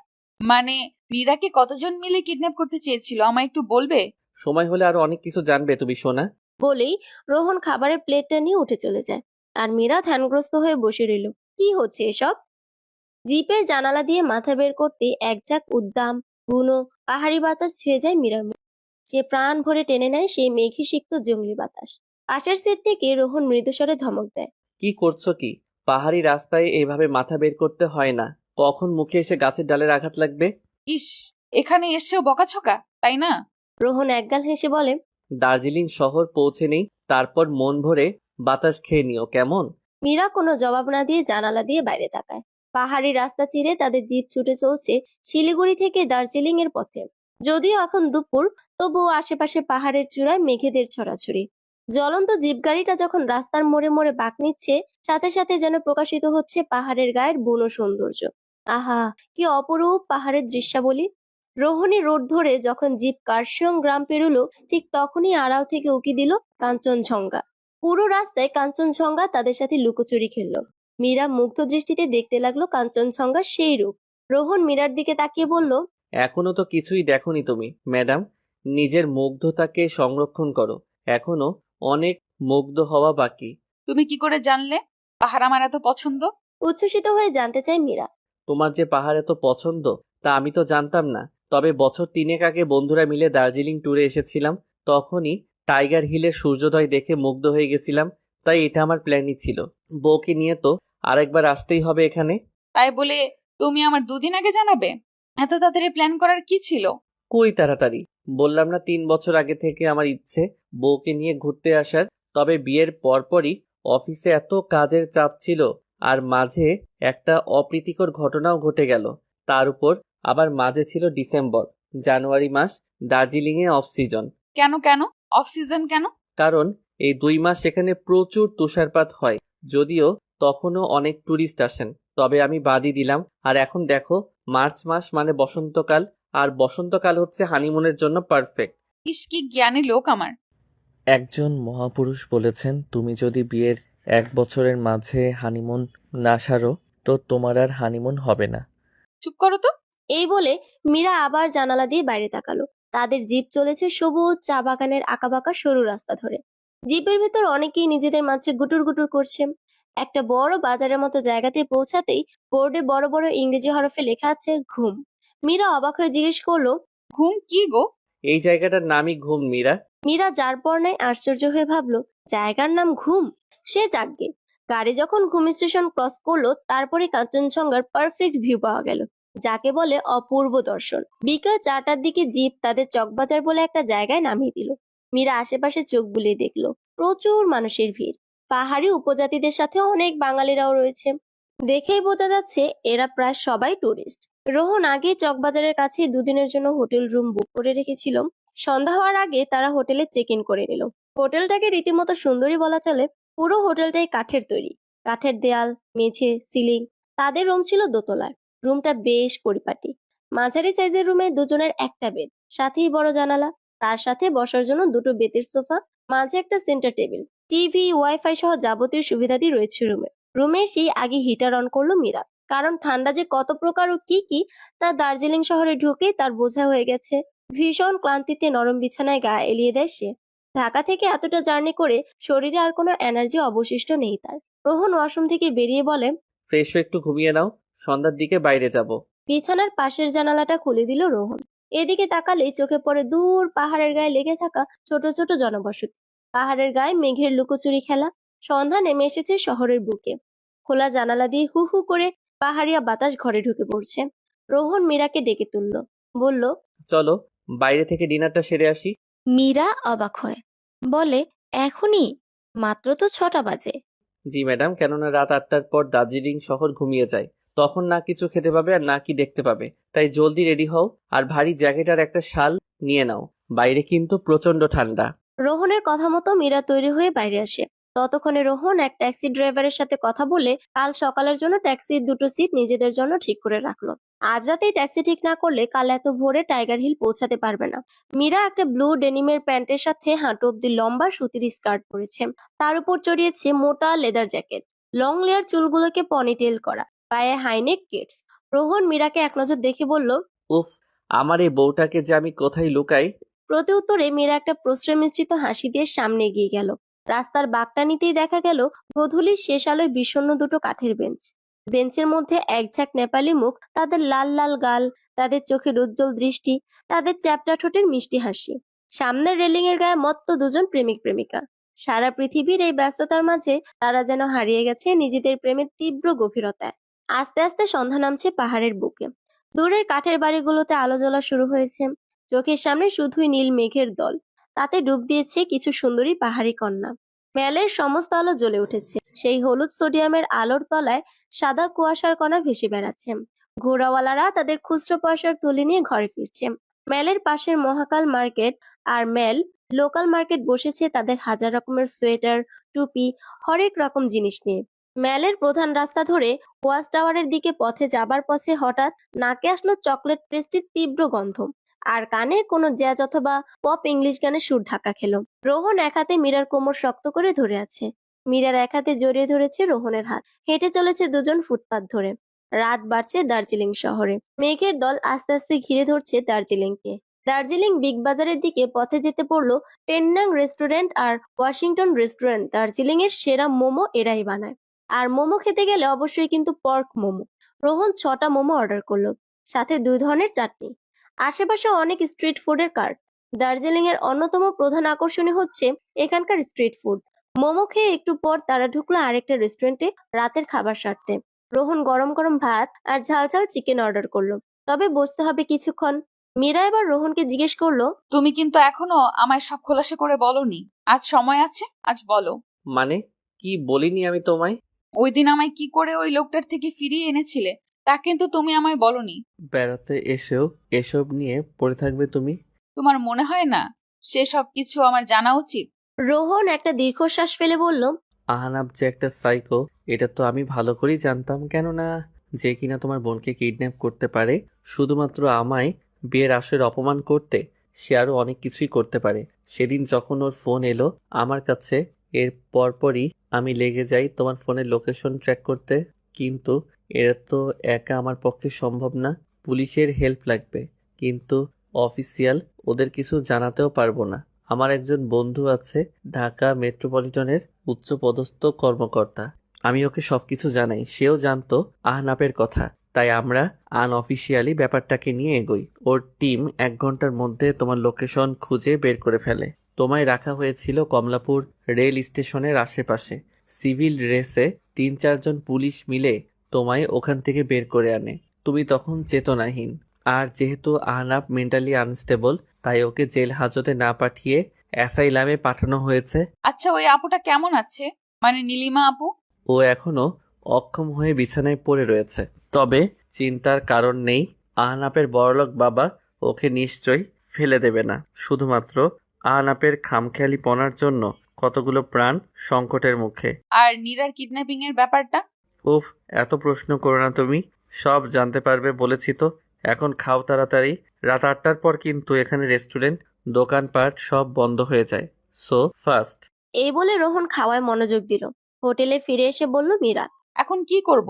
সবে তো 8:30 বাজে। কাল সকালে সূর্যোদয় দেখতে চাইলে কম্বল মুড়ি দিয়ে ঘুমিয়ে পড়ো। এই বলে লাইট অফ করে মীরাকে টেনে কম্বলের নিচে নিয়ে আসে রোহন। অ্যালার্মের শব্দে আড়মোড়া ভেঙে বিছানায় উঠে বসলো রোহন। যদিও এই হাড় কাঁপানো ঠান্ডায় কম্বলের ওম ত্যাগ করতে মন চায় না, তবে কিছু পেতে হলে তো কিছু ছাড়তেই হবে। সময় এখন রাত 3টার কাছাকাছি। পাশেই মীরা তার কোমর জড়িয়ে ধরে ঘুমের রাজ্যে রয়েছে। মীরার ঘুমটাও ভাঙাতে মন চাইছে না তার, তবুও উঠতে তো হবেই। প্রথমে রোহন মৃদুস্বরে ডাকলো, মীরা ওঠো, এখনই আমাদের রেডি হয়ে বেরিয়ে পড়তে হবে।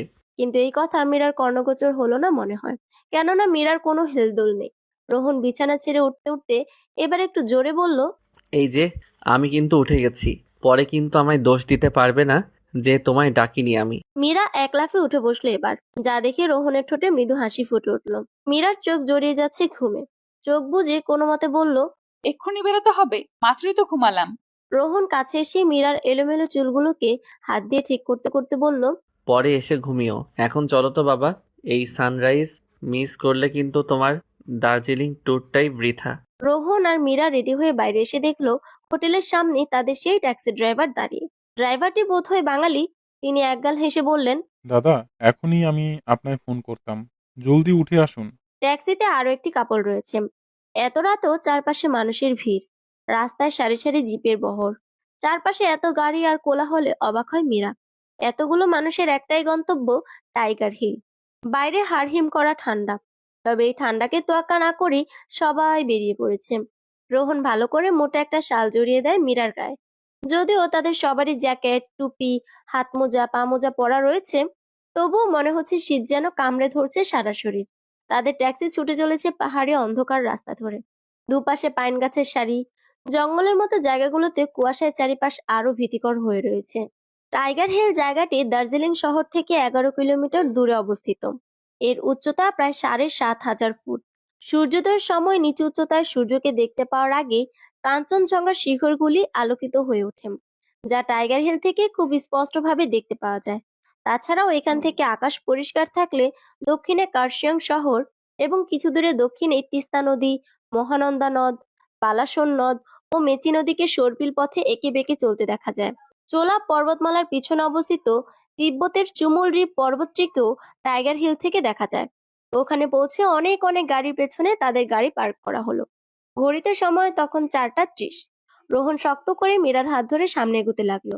প্রায় 10 বা 12 মিনিটের মতো পাহাড়ি আঁকাবাঁকা হাঁটা পথ পেরিয়ে তারপর সেই মূল জায়গা যেখান থেকে কিনা ভোরের সূর্যোদয় দেখা যায়। ওখানে পৌঁছাতে গিয়ে মীরার রীতিমতো হাঁপ ধরে যায়, যেহেতু জায়গাটা অনেকটা উঁচু। তারা সেখানে পৌঁছে দেখলো অজস্র মানুষের ভিড়ে যেন পা ফেলার জায়গা অব্দি নেই। কোলাহলে পূর্ণ পুরো জায়গা। হাজারো মানুষের পশ্চাৎদেশ ছাড়া আর তেমন কিছু চোখে পড়লো না তাদের। কিন্তু রোহন মীরাকে দুহাতে জড়িয়ে ধরে সামনে মানুষের ভিড় ঠেলে এগিয়ে যেতে লাগলো। কিন্তু সবার মুখ থেকে আফসোস সূচক বাণী বেরিয়ে আসছে। পুরো টাইগার হিল যেন হাহাকার করে উঠল। সামনে তাকিয়ে দেখা গেল পুরো আকাশ কুয়াশায় মোড়ানো। চোখের সামনে দুহাত দূরের জিনিসও দৃষ্টিগোচর হচ্ছে না। তবে কি আজ আর সূর্যোদয় দেখা হবে না? মন খারাপ হয়ে গেল মীরার, আর তার সাথে রোহনেরও। যদিও সে একবারই সূর্যোদয় উপভোগ করেছে, কিন্তু মীরার জন্য তার খারাপ লাগছে। তবুও সবাই অধীর আগ্রহে অপেক্ষা করতে লাগলো, যদি সূর্যদেব একটু কৃপা করেন। রোহন মীরাকে নিয়ে একটু পাশ কেটে দাঁড়ালো। ঠিক 5 মিনিটের মাথায় পুরো আকাশে একটা শুকনো সোনালি রেখা ছড়িয়ে গেল। সবার মাঝে গুঞ্জন শোনা গেল। সবাই হই হই করে উঠল। বরাত তাহলে সবার এতটাও মন্দ নয়। একজন আরেকজনকে ঠেলা ধাক্কা দিয়ে সামনে এগিয়ে যেতে লাগলো। প্রায় সবার হাতেই মোবাইল ফোন। এ যেন এক প্রতিযোগিতা শুরু হয়ে গেল, কে কার আগে এই দৃশ্য মুঠোফোনে বন্দি করবে। আস্তে আস্তে পুরো আকাশে ছড়িয়ে গেল সোনালি আভা। কেউ যেন গোটা আকাশে আগুনের স্ফুলিঙ্গ জ্বালিয়ে দিয়েছে। কাঞ্চনজঙ্ঘার পেছন থেকে ধীরে ধীরে সূর্য বের হতে হতেই যেন টুপ করে পাহাড়ের চূড়ায় উঠে গেল। সূর্যটাকে দেখে তখন ঠিক মনে হচ্ছিল অগ্নিগোলক। সূর্যের প্রথম কিরণ কাঞ্চনজঙ্ঘার চূড়ায় লাগতেই যেন শুভ্র কাঞ্চনজঙ্ঘার রূপ বেড়ে গেল বহুগুণ। আস্তে আস্তে সেই আলো ছুঁয়ে গেল গোটা কাঞ্চনজঙ্ঘা। দেখে মনে হচ্ছে যেন কেউ কয়েক গ্যালন গলিত স্বর্ণ ঢেলে দিয়েছে বিশাল পাহাড়টির গায়ে। এই রূপ আসলে বর্ণনাতীত। এই রূপ শুধু দর্শন করে চক্ষু সার্থক করতে হয়। কাঞ্চনজঙ্ঘাকে পেছনে রেখে যে যার মতো পোর্ট্রেট তুলে নিচ্ছে, ফিরে গিয়ে দেখাবে এবং পোস্ট করে লাইক করবে বলেই সে এক তুলকালাম কাণ্ড বেঁধে গেল চারিপাশে। অনেকে ব্যস্ত হয়ে পড়লেন দূরবীক্ষণ যন্ত্রের সাহায্যে টাইগার হিল থেকে মাত্র 30 রুপিতে কাঞ্চনজঙ্ঘা, হিমালয়, সিকিম, নেপাল সীমান্ত ও অন্যান্য পাহাড় দেখতে। মীরার মুখ থেকে ঘুমো ঘুমো রেশ এখনো কেটে যায়নি। সূর্যের আলোয় যখন মীরার গোলাকার মুখটা যেন আরো কমনীয় লাগছে। মীরার উত্তাল করা হাসি যেন রোহনের এক টুকরো সুখ। এই রাঙা আলোয় মীরার মুখখানা দেখে তার মনে হলো এই রূপ রোজ সকালে না দেখতে পেলে সে হয়তো নিঃশ্বাস বন্ধ হয়ে মরেই যাবে। সূর্য দেখা দেবার আগের মুহূর্ত ভোলার নয়। সবাই তাকিয়ে আছে আর অপেক্ষা করছে। সূর্য যখন অলৌকিকভাবে উকি দিল, সেই সময়ের মানুষের অভিব্যক্তির বর্ণনা দেবার ভাষা সত্যিই অজানা। টাইগার হিলে সূর্যোদয়ের বর্ণনা অনেক পড়া হয়েছে অনেক গল্প উপন্যাসে। এবার নিজেই তা প্রত্যক্ষ করে যেন হতবিহ্বল হয়ে গেল মীরা। ওরা আসলেই সৌভাগ্যবান যে এমন স্পষ্ট সূর্যোদয় দেখতে পেয়েছে এত কুয়াশার মাঝেও। মীরা বিস্ফোরিত নয়নে তাকিয়ে আছে সেদিকে। তার চোখে মুখে খুশি ঝিলিক দিচ্ছে। এত কাছে থেকে এমন অপরূপ দৃশ্য তার আগে দেখা হয়নি। এত কাছ থেকে সূর্যোদয় দেখতে পেয়ে সূর্য প্রণাম করতে ভুলল না মীরা। পূর্ব দিকে হাত জোর করে মনে মনে জপে নিল সূর্য প্রণাম মন্ত্র। ও জবা কুসুম শঙ্কাশং। মীরা রীতিমতো রোহনকে জাপটে ধরে উচ্ছ্বসিত গলায় বলে, thank you, thank you, thank you very much. Oh my god, এত সুন্দর কেন? রোহন হেসে ফেলল, বলল, কারণ তুমি যে দেখছো তাই। মীরা রোহনের হাতে মৃদু একটা চট দিয়ে বলে, ইস, যা তা একদম। টাইগার হিলে ভোর থেকে ফ্লাক্সে করে চা কফি বিক্রি করে অনেকেই। এই হাড় কাঁপানো ঠান্ডায় তো এমন গনগনে গরম কফি তো চাই। রোহন 20 রুপি করে 2 কাপ কফি নিয়ে নিল। এই ঠান্ডায় গরম কফির কাপে চুমুক, আহা, যেন অমৃত। রোহন তার আর মীরার একটা সেলফি তুলে নিল। হাজার হোক, প্রথম একসাথে বেড়াতে আসা বলে কথা। নিচে নেমে এসে ট্যাক্সি খুঁজে পেতে বেশি বেগ পেতে হলো না তাদের। সামনেই ছিল।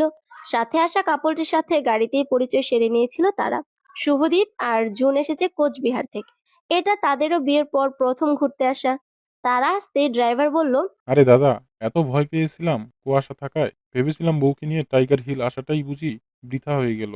রোহন সম্মতি জানিয়ে বলল, তার বলতে সকাল 10টার দিকে একটা হোটেলে ব্রেকফাস্ট সেরে রোহন আর মীরা হাঁটতে শুরু করলো মহাকাল মন্দিরের উদ্দেশ্যে, যা কি চকবাজার থেকে খুব একটা দূরে নয়। দার্জিলিং এ বসবাসকারীদের মধ্যে বেশিরভাগই হিন্দু। এরপরে আসে বৌদ্ধ ধর্মবিশ্বাসীদের সংখ্যা। অন্যান্য ধর্মের লোকজনও বেশ কিছু আছে এখানে। নেপাল থেকে আসা লোকজনের মধ্যে হিন্দু ও বৌদ্ধ দুই ধর্মের মানুষই আছে। তিব্বতীরা সকলে বৌদ্ধ, তাই দার্জিলিং এ বৌদ্ধ গুম্ফার পাশাপাশি হিন্দু মন্দিরও রয়েছে। এর মধ্যে প্রাচীনতার দিক থেকে মহাকাল মন্দির আর সিংহাদেবীর মন্দিরের কথা বলা যায়। এটি দার্জিলিং এর অন্যতম একটা দর্শনীয় স্থান ও অনেক পুণ্যার্থীদের জন্য তীর্থস্থান হিসেবে গণ্য। দার্জিলিং মেলের চৌরাস্তা পেরিয়ে দুটো রাস্তা, নেহেরু রোড আর ভানুভক্ত রোড, একটা গাছপালায় ঘেরা পাহাড়কে আবেষ্টন করে দুদিকে চলে গেছে। ওই পাহাড়টাই বিখ্যাত অবজারভেটরি হিল। ডান দিকের রাস্তাটা পাহাড়টা ঘিরে চলে গেছে দূরে। পাশে অসংখ্য দোকান। এটাই মহাকাল মার্কেট। ডান পাশে খাদ। এই খাদের ওপারে পাহাড়ের গায়ে ধাপে ধাপে দার্জিলিং শহরের বাড়িঘরের সুন্দর দৃশ্য। দোকানগুলোর পাশ দিয়ে কিছুটা গিয়ে রাস্তার বাঁ পাশে কয়েক ধাপ সিঁড়ি উঠে একটা চড়াই রাস্তা। এই চড়াই আঁকাবাঁকা হয়ে উঠে গেছে পাহাড়টার মাথায়। এটাই মহাকাল মন্দিরের রাস্তা। যদিও চড়াইটা অনেকটাই উঁচু, তাহলেও 10-15 মিনিটই পৌঁছানো যায় উপরে। রাস্তার দুপাশে ঘন সবুজ উঁচু উঁচু গাছ পাহাড়টাকে সাজিয়ে রেখেছে। রাস্তার দুধারে নানা রঙের প্রেয়ার ফ্ল্যাগ লাগানো। এটা দার্জিলিং এর অন্যতম বৈশিষ্ট্য। মহাকাল মন্দিরের পরিসরে ঢোকার আগে সাই বাবা, গণেশ প্রভৃতি মন্দির। এই মন্দিরগুলো পেরিয়ে আরো বেশ কয়েক ধাপ সিঁড়ি উঠে ডান দিকে কালী মন্দির, তারপরে সিংহবাহিনীর ষড়ভুজা দুর্গা মন্দির। আরো একটু উঁচুতে উঠলেই সামনে তোরণ। মীরা যাওয়ার সময় সব মন্দিরের সামনে একবার করে মাথা ঠুকে যাচ্ছিল। তোরণের ডান দিকে ড্রাগনের মূর্তি, পাশে আরেক মন্দির। তোরণ পেরোলে সামনে মহাকাল মন্দির। মাঝারি মাপের প্রাঙ্গণে মন্দির। মন্দিরের দেওয়ালের গায়ে কালো পাথরের শিবলিঙ্গ, তার নিচে 3টি সোনার আবরণে ঢাকা ছোট আকারের শিবলিঙ্গ। মন্দিরের একপাশে বৌদ্ধ চড়তেন। এই লিঙ্গ স্বয়ম্ভু, মানে যা কিনা নিজেই সৃষ্টি হয়েছে লিঙ্গ। শিবলিঙ্গের নিচে 3টি লিঙ্গ, ব্রহ্মা, বিষ্ণু ও মহেশ্বর। মীরা চারিদিকে ভালো করে নজর দেয়। মন্দিরটির সৌন্দর্য এক কথায় অনবদ্য। মীরা জিজ্ঞেস করে রোহনকে, মন্দিরটা অনেক পুরনো, তাই না? তা তো বটেই। আমি যতদূর শুনেছি 1765 সালে এই অবজারভেটরি হিলে বৌদ্ধ গুম্ফা তৈরি করেন বৌদ্ধ লামা দর্জে রিনজিং। 1782 খ্রিস্টাব্দে সেই লামা দর্জে রিনজিং এই স্বয়ম্ভু লিঙ্গ দেখতে পান। তিনি এই মহাকাল মন্দির প্রতিষ্ঠা করেন। জানালো রোহন। মহাকাল অর্থাৎ শিব। লিঙ্গের মাথার উপরে ডান দিকে সোনার ছোট গণেশ মূর্তি, পাশেই ছোট বুদ্ধ মূর্তি ও আরো বৌদ্ধ মূর্তি রয়েছে এই 3 লিঙ্গের উপরে বাঁ পাশে। একই সঙ্গে হিন্দু পুরোহিত ও বৌদ্ধ লামা দুপাশে বসে পূজা করছেন। রোহন আরো বলল, দর্জেলিং নামের এই গুম্ফা থেকেই শহরের নাম হয় দর্জেলিং। পরে ইংরেজরা একে দার্জিলিং নাম দেয়। 1815 সালে নেপাল দার্জিলিং আক্রমণ করলে গোর্খারা এই গুম্ফাতে লুটপাট চালায়। গুম্ফা ধ্বংস হয়। পরে এটি নিচে ভুটিয়া বস্তিতে স্থানান্তরিত করা হয়। মীরা শুধু শুনে যাচ্ছে রোহনের কথা। তার কথা বলতে মন চাইছে না। রৌদ্রোজ্জ্বল দিনে এই অবজারভেটরি হিলের উপর থেকে কাঞ্চনজঙ্ঘা সমেত অন্য তুষার শৃঙ্গগুলো দেখতে পাওয়া যায়। মন্দিরের চাতাল থেকে স্পষ্ট কাঞ্চনজঙ্ঘা দেখতে পেল তারা। সেটার দিকে তাকিয়ে মীরার মনে হলো, ইস, এখানেই থেকে যেতে পারলে মন্দ হতো না। মন্দিরে পূজা করতে এসেছে অনেকেই। পাথরের মেঝের উপরে এই মন্দির।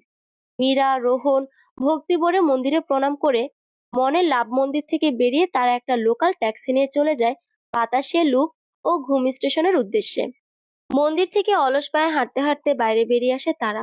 নিজের দিকেই বেশ অনেক দোকানপাট নিয়ে গড়ে উঠেছে মহাকাল মার্কেট। এখানে পাওয়া যায় লোকাল নানান রকম শীত পোশাক, গয়নাগাটি এবং নিত্য প্রয়োজনীয় জিনিসপত্র। মীরা ফড়িং এর মতো তিরিং বিরিং করতে করতে বাড়ির সবার জন্য কেনাকাটা করতে শুরু করে। রোহন লক্ষ্য করলো আপাত দৃষ্টিতে শান্ত ও চুপচাপ মেয়েটি আসলে কতটা প্রাণবন্ত। বেড়াতে এসে যেন মীরা একটা খোলস মুক্ত হয়েছে। কখন থেকে হাত নাড়িয়ে নাড়িয়ে বকবক করেই যাচ্ছে রোহনের সাথে, কখনো কখনো নিজে নিজেই হেসে উঠছে। বাতাসে মৃদু উঠছে ওর মুখের দুপাশে পড়ে থাকা অগাছি চুল। রোহন মুগ্ধ দৃষ্টিতে লক্ষ্য করে যাচ্ছে ওর প্রতিটি অঙ্গভঙ্গি, যেন চোখ দিয়ে মেপে নিচ্ছে মীরার দুই ঠোঁটের ভাঁজ। চোখের খাঁজের গভীরত্ব বা অতিরিক্ত হাসির দমকে কেমন ছলছল করছে ওর চোখ জোড়া। মীরা হঠাৎই রোহনের দিকে তাকিয়ে অপ্রতিভ হয়ে যায়। থতমত খেয়ে বলে, কি দেখছো ওভাবে? রোহন ঘন হয়ে আসা আওয়াজে জবাব দেয়, তোমাকে। চোখের তারা এখনো মীরার মুখের উপর স্থির, নিষ্পলক দৃষ্টি দিয়ে যেন শুষে নিচ্ছে ওর অন্তরাত্মা। মীরার অপ্রস্তুত হয়, লজ্জায় গাল গরম হয়, ফর্সা মসৃণ ত্বক বেদ করে লালিমা দেখা দেয় গালে। মীরা মুখ অন্যদিকে ফিরিয়ে বিড়বিড় করে। ইস, কথা প্রসঙ্গ পাল্টাতে বলে মীরা, তোমার হাতে ওটা কি? It's a surprise for you. সরাসরি না বলে ঘুরিয়ে উত্তর দেয় রোহন। মীরা আর কিছু জিজ্ঞেস করে না, ওর হাতটা আলগোছে ধরে হাঁটতে থাকে। তাদের পরবর্তী গন্তব্য বাতাসিয়া লুপ ও ঘুম স্টেশন। দার্জিলিং গিয়েছেন অথচ বাতাসিয়া লুপে যাননি, এরকম ভ্রমণপ্রেমীর সংখ্যা নেহাত খুবই কম। দার্জিলিং এর এক নয়নাভিরাম দৃশ্য এখানে উপভোগ করা যায়, যা কতটা অসাধারণ তা নিজের চোখে না দেখলে ধারণা করাটা কঠিন। দার্জিলিং এর বিখ্যাত টয় ট্রেনে বসে গেলে বাতাসিয়া লুপে আসতেই হবে। হিলকার্ট রোডে অবস্থিত বাতাসিয়া লুপ দার্জিলিং এর অন্যতম জনপ্রিয় পর্যটন কেন্দ্র। শহর থেকে দূরত্ব মাত্র 5 কিলোমিটারের। ট্যাক্সিতে করে সময় লাগবে মাত্র 20 মিনিট। সমুদ্রপৃষ্ঠ থেকে 6,700 ফুট উঁচুতে দার্জিলিং শহরটি, তাই বাতাসিয়া লুপ এবং রেল স্টেশন বা রেল লাইনও অনেক উপরে। এটি ভারতীয় রেলের সর্বোচ্চ রেল স্টেশন। বাতাসে অর্থ বাতাসের জায়গা, লুপ মানে বাঁক। এখান থেকে সরাসরি কাঞ্চনজঙ্ঘা, অন্নপূর্ণা ও অন্যান্য হিমালয় শৃঙ্গের চূড়া দেখতে পাওয়া যায়। লুপের চারপাশে নানা প্রজাতির ফুলের সমাহার। পিন্টারেস্ট মূলত পাহাড়ের শীর্ষে অবস্থিত এই কেন্দ্রটি। দেখতে অনেকটা তাই মালভূমির মতো, কোথাও উঁচু কোথাও নিচু। ব্রিটিশরা দার্জিলিংকে তাদের গ্রীষ্মকালীন অবসর যাপনের কেন্দ্র হিসেবে গড়ে তুলতে চেয়েছিল, যার ফলস্বরূপ 1919 সালে প্রতিষ্ঠিত হয় বাতাসিয়া লুপ। বাতাসিয়া লুপের প্রবেশপথে রয়েছে স্ট্রিট ফুডের সম্ভার। ভেতরে বিশাল এক চত্বর, সাজানো গোছানো ছিমছাম পরিবেশ, বিশাল ফুলের বাগান। মুগ্ধ দৃষ্টিতে মীরা চারপাশে নজর বুলিয়ে যাচ্ছে। কখন যে রোহনের থেকে একটু পিছিয়ে পড়লো। আশেপাশে প্রচুর পর্যটকের ভিড়, সবাই নিজেদের মতো ব্যস্ত। হঠাৎ নজর গেল পাশে 2-3টে ছেলে মীরার দিকে কেমন একটা নজরে তাকিয়ে আছে, কেমন একটা বিশ্রী ইঙ্গিত করছে। মীরার গা ঘিন ঘিন করে উঠল। এক ছুটে এসে সে রোহনের গায়ের সাথে সংকুচিত হয়ে দাঁড়ালো। রোহন ভ্রু উঁচিয়ে মীরার দিকে তাকিয়ে জানতে চাইলো কি হয়েছে। তারপর মীরার দৃষ্টি অনুসরণ করে সামনে তাকাতেই সেও ছেলেগুলোকে দেখতে পেল। রোহন এক হাতে মীরার কোমর জড়িয়ে ধরে নিজের সাথে মিশিয়ে নিল। আকস্মিক ঘটনায় মীরা হতভম্ব হয়ে গেল। সাথে সাথেই রোহন মীরার কপালে একটা স্পর্শ চুমু এঁকে দিল। মীরা বিস্মিত, নির্বাক, লজ্জায় কান গরম হয়ে উঠেছে। নিজেকে সামলে নিয়ে চোখ পাকিয়ে বলল, ইস, কি হচ্ছেটা কি এত এত লোকের সামনে? You don't need to worry about it. আমি সবাইকে চোখে আঙুল দিয়ে দেখিয়ে দিচ্ছি, it's my property, this territory belongs to me. রোহনের চোখে মুখে তীব্র অধিকারবোধ, এর সাথে রয়েছে মীরার প্রতি অগাধ ভালোবাসার বহিঃপ্রকাশ। মীরা তাকে দেখলো ততক্ষণে ছেলেগুলো ওর দিক থেকে নজর ফিরিয়ে খানিকটা দূরে গিয়ে দাঁড়িয়েছে। সবুজে ছাওয়া ঘাস, পাতাবাহার, লতাবাহার ইত্যাদি বাঁধানো পথ। চত্বরের মাঝখানে বিশাল উঁচু কালচে গোলাকার স্তম্ভ। 1987 সালে স্বাধীনতা যুদ্ধে নিহতদের স্মরণে তৈরি হয়েছে বাতাসিয়া লুপ। বৃষ্টি থেকে রক্ষা কিংবা বিশ্রাম নেওয়ার জন্য কিছু ছাউনিও রয়েছে। বাগানের একপাশে দাঁড়ালেই দেখতে পাওয়া যায় টয় ট্রেন। এই টয় ট্রেনে ওঠার প্রধান আকর্ষণ হচ্ছে এর মধ্যে চেপে বাতাসিয়া লুপ পার হওয়া। ছোট্ট খেলনা রেলগাড়িটা যখন ঝিকঝিক করে হুইসেল বাজিয়ে সবুজ ঘাসে মোড়া নানা রঙের ফুলের বাগানে চক্রাকারে ঘুরতে ঘুরতে এগিয়ে আসবে, দাঁড়াবে, আবার পাক খেয়ে চলে যাবে, তখন মন্ত্রমুগ্ধের মতো চেয়ে থাকা ছাড়া উপায় নেই। লুপের বাইরে একটু নিচের দিকে নেমেই পাওয়া গেল নানা ধরনের রেস্টুরেন্ট। একটা রেস্টুরেন্টে ঢুকে তারা দুপুরের খাবার সেরে নিল। বাতাসিয়া লুপ এবং আশেপাশে সাইট সিইং করে যখন তারা হোটেলে ফিরে এলো তখন দুপুর 3টা। রুমে ঢুকেই বেডে শরীর এলিয়ে দিল মীরা। রোহন সোজা ওয়াশরুমে ঢুকে গেল। 10 মিনিট পর বেরিয়ে এসে বলল, বেশি সময় নেই, সব প্যাকিং করে নাও, আমাদের বেরোতে হবে। মীরা অবাক হয়ে বলল, মাত্রই তো ফিরলাম, এখন আবার কোথায় যাব, তাও সবকিছু প্যাকিং করে? রোহনের মুখে দুষ্টুমি মাখানো হাসি। মীরা এবার বিভ্রান্ত হয়। সকালবেলায় নাম না জানা পাখিদের কলকাকলিতে ঘুম ভেঙে যায় মীরার। হালকা চোখ পিটপিট করে চাইতে দেখে পাশে রোহন উপর হয়ে ঘুমিয়ে আছে। আহা, মানুষটা ঘুমন্ত চেহারায় কি যেন একটা মায়া। মীরা আলতো করে ছুঁয়ে দেয় রোহনের চোখের পাতা, ঠোঁট, চিবুক। হোমস্টের কাচের জানালা ভেদ করে এক মুঠো নরম রোদ এসে পড়েছে মেঝের উপর। একটু ভালোভাবে কান পাততেই শোনা যাচ্ছে খাদের কিনারায় ঝর্ণার কলকল ধ্বনি। মন এক অন্যরকম ভালো লাগায় আচ্ছন্ন হয়ে আছে। রোহনের লোমশ বুকে মাথা ঠেকিয়ে তার শরীরের নিজস্ব গন্ধটা নাকে টেনে নেয় সে। ভেজা ঠোঁটজোড়া আলতো করে ছুঁয়ে যায় রোহনের গলার ভাঁজে। প্রতি উত্তরে তাকে জড়িয়ে ধরা হাতের বাঁধনটুকু আরেকটু শক্ত করে রোহন। সুতীব্র অধিকার বোধে মীরার কমনীয় কোমরে রোহনের গ্রিপ যেন আরেকটু নিবিড় হয়ে আসে, যেন তাকে বুঝিয়ে দিচ্ছে এই জীবনে মীরাই তার প্রায়োরিটি। তার আগে কেউ ছিল না, আর তারপরেও কেউ থাকবে না। রোহন কিছু সময়ের জন্য সজাগ হয়ে আবারও তলিয়ে যায় ঘুমের জগতে। নরম উষ্ণ শয্যা ত্যাগ করে মীরা কাঠের মেঝেতে পা রাখে, আর সাথে সাথে তার সারা শরীর তীব্র শীতে শিরশির করে ওঠে। আচ্ছা, এই ভোর সকালে ত্বকদার তাপমাত্রা কত হতে পারে? কাল রাতে ঘুমানোর আগে দেখেছিল 10 ডিগ্রি সেলসিয়াস। এখন কি বেড়েছে নাকি কমেছে? মীরা বিছানার পাশ থেকে মোটা একটা শাল জড়িয়ে নেয় শরীরে। রোহনকে ঘুমন্ত অবস্থায় ঘরে রেখে সে পা টিপে টিপে বাইরে বারান্দায় এসে দাঁড়ালো। চারদিকে তখন কেবল ভোরের সূচনা। আড়মোড়া ভেঙে জেগে উঠেছে স্নিগ্ধ চা বাগান। পূর্বাকাশে সূর্যের লালিমা ছড়িয়ে পড়েছে। একটু পরেই আকাশের বিশাল ক্যানভাসে মাথা তুলে দাঁড়ালো কাঞ্চনজঙ্ঘা। সূর্যের রশ্মি চূড়াতে পড়তেই যেন হীরকখণ্ডের মতো জ্বলজ্বল করে ওঠো পুরো উত্তরের আকাশ জুড়ে। মেঘের উপর থেকে যেন কাঞ্চনজঙ্ঘা মাথা বের করে রেখেছে। বারান্দার চারিপাশে এসে জমা হয়েছে খণ্ড খণ্ড তুলোর মতো মেঘ। মীরার গা ছুঁয়ে সেগুলো তাকে সিক্ত করে যাচ্ছে। একটা হিমশীতল হাওয়া এসে যেন মীরার পুরো সত্তাকে নাড়িয়ে দিয়ে গেল। এত সুন্দর কেন হয় পাহাড়ের রূপ? ওই কাঞ্চনজঙ্ঘার পরতে পরতে কি হীরক চূর্ণ রাখা হয়েছে, যার আলোকচ্ছটায় উদ্ভাসিত হচ্ছে পুরো হিমালয়।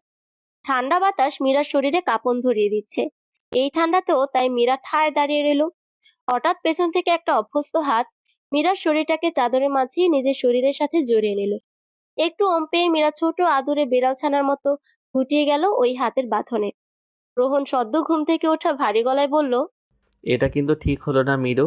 তুমি আমাকে ছাড়াই সকালে প্রথম কাঞ্চনজঙ্ঘা দেখে ফেললে। আমাকে ডাকলে কি হতো? মীরা হেসে রোহনের দুহাত জড়িয়ে ধরে।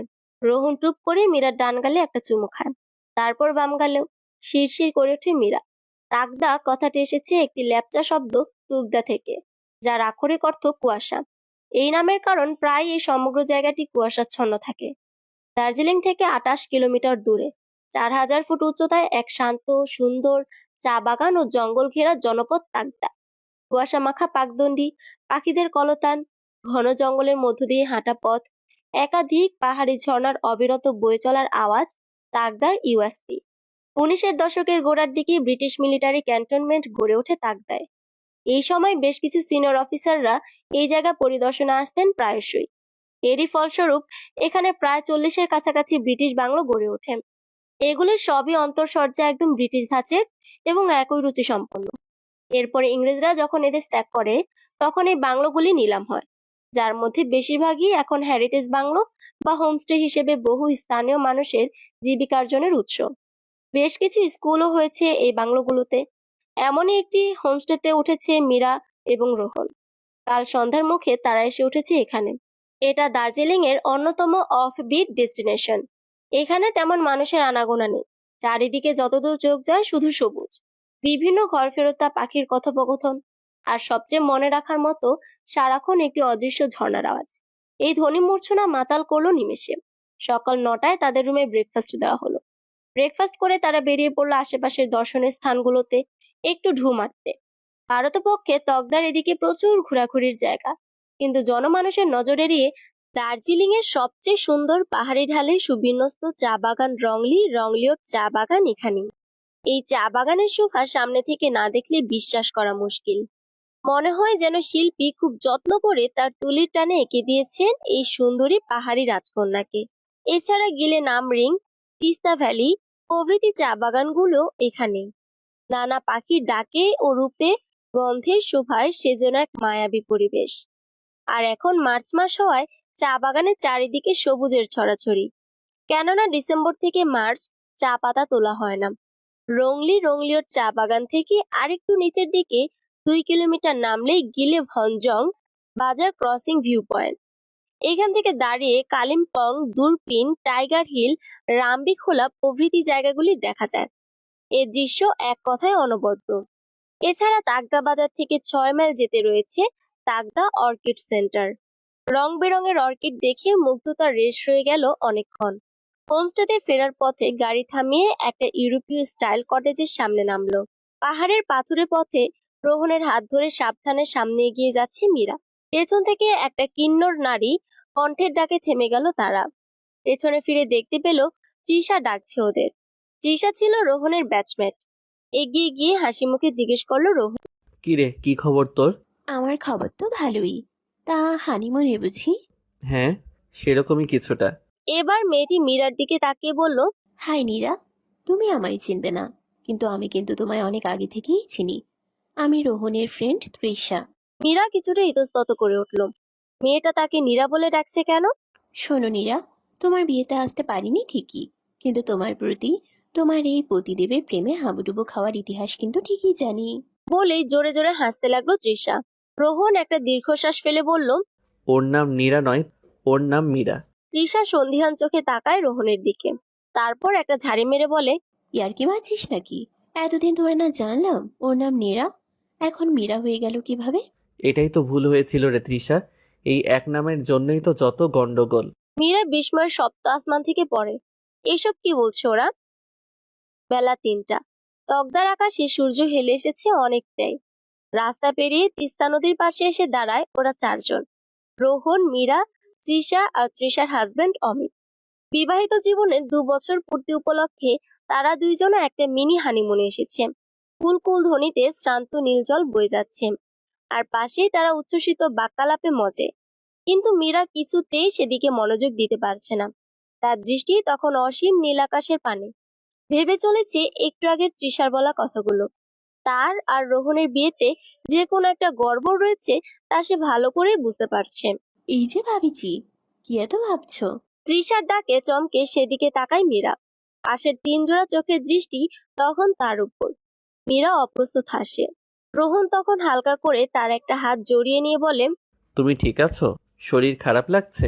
মীরা দুপাশে মাথা নাড়িয়ে বোঝায় সে ঠিক আছে। তারপর আস্তে করে বলে, আচ্ছা আপু, ওই সময় তুমি কি যেন বলছিলে আমার নাম নিয়ে? মীরার প্রশ্ন শুনে ফিক করে হাসে তৃষা। তারপর বলে, ও তাহলে এই ব্যাপার, এটা নিয়েই ভাবছো তুমি? তারপর আবার রোহনের দিকে তাকিয়ে বলে, এই, তুই ওকে কিছু জানিসনি? রোহন হালকা করে বলল, জানানোটা এত প্রয়োজন মনে করিনি। তুই কি কিছুই জানিসনি ওকে? তুই যে ওকে আরো 3 বছর আগে থেকেই চিনিস। এবার মীরার আক্কেল গুরুম হওয়ার পালা। বলে কি, 3 বছর? মানে রোহন আগে থেকেই মীরাকে চিনতো? মীরার মনের ভেতর একসাথে 1000টা রং মশাল জ্বলে উঠল। রোহন ওকে আগে থেকেই ভালোবাসতো। তবে তবে নীরার জন্য বিয়ের প্রস্তাব পাঠিয়েছিল কেন? তৃষা আবারও বলা শুরু করে, ধন্যী ছেলে তুই মাইরি। আরে মীরা, শোনো না, তোমরা যেবার ভার্সিটির ফার্স্ট ইয়ারে ভর্তি হলে তখন আমরা মাস্টার্সে। তা ক্লাসে কেউই বেশি একটা যায় না। একদিন কি হলো, ডিপার্টমেন্ট থেকে জরুরি তলব, যেতেই হবে। তো আমরা সবগুলো সেদিন জড়ো হলাম ডিপার্টমেন্টের সামনে। সবাই নিজেদের মধ্যে আড্ডায় ব্যস্ত।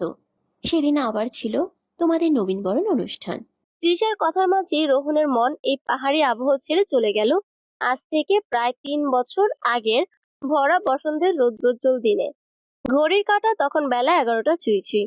ইউনিভার্সিটির অডিটোরিয়াম থেকে ভেসে আসছে মৃদু কোলাহল। সূর্যের আগুনিয়া তাপ যেন ঝলসে দিচ্ছে চারিপাশ। এমন সময় এক হাতে শাড়ি সামলে তাড়াহুড়ো করে অডিটোরিয়ামের সামনে এসে দাঁড়ালো এক নারী মূর্তি।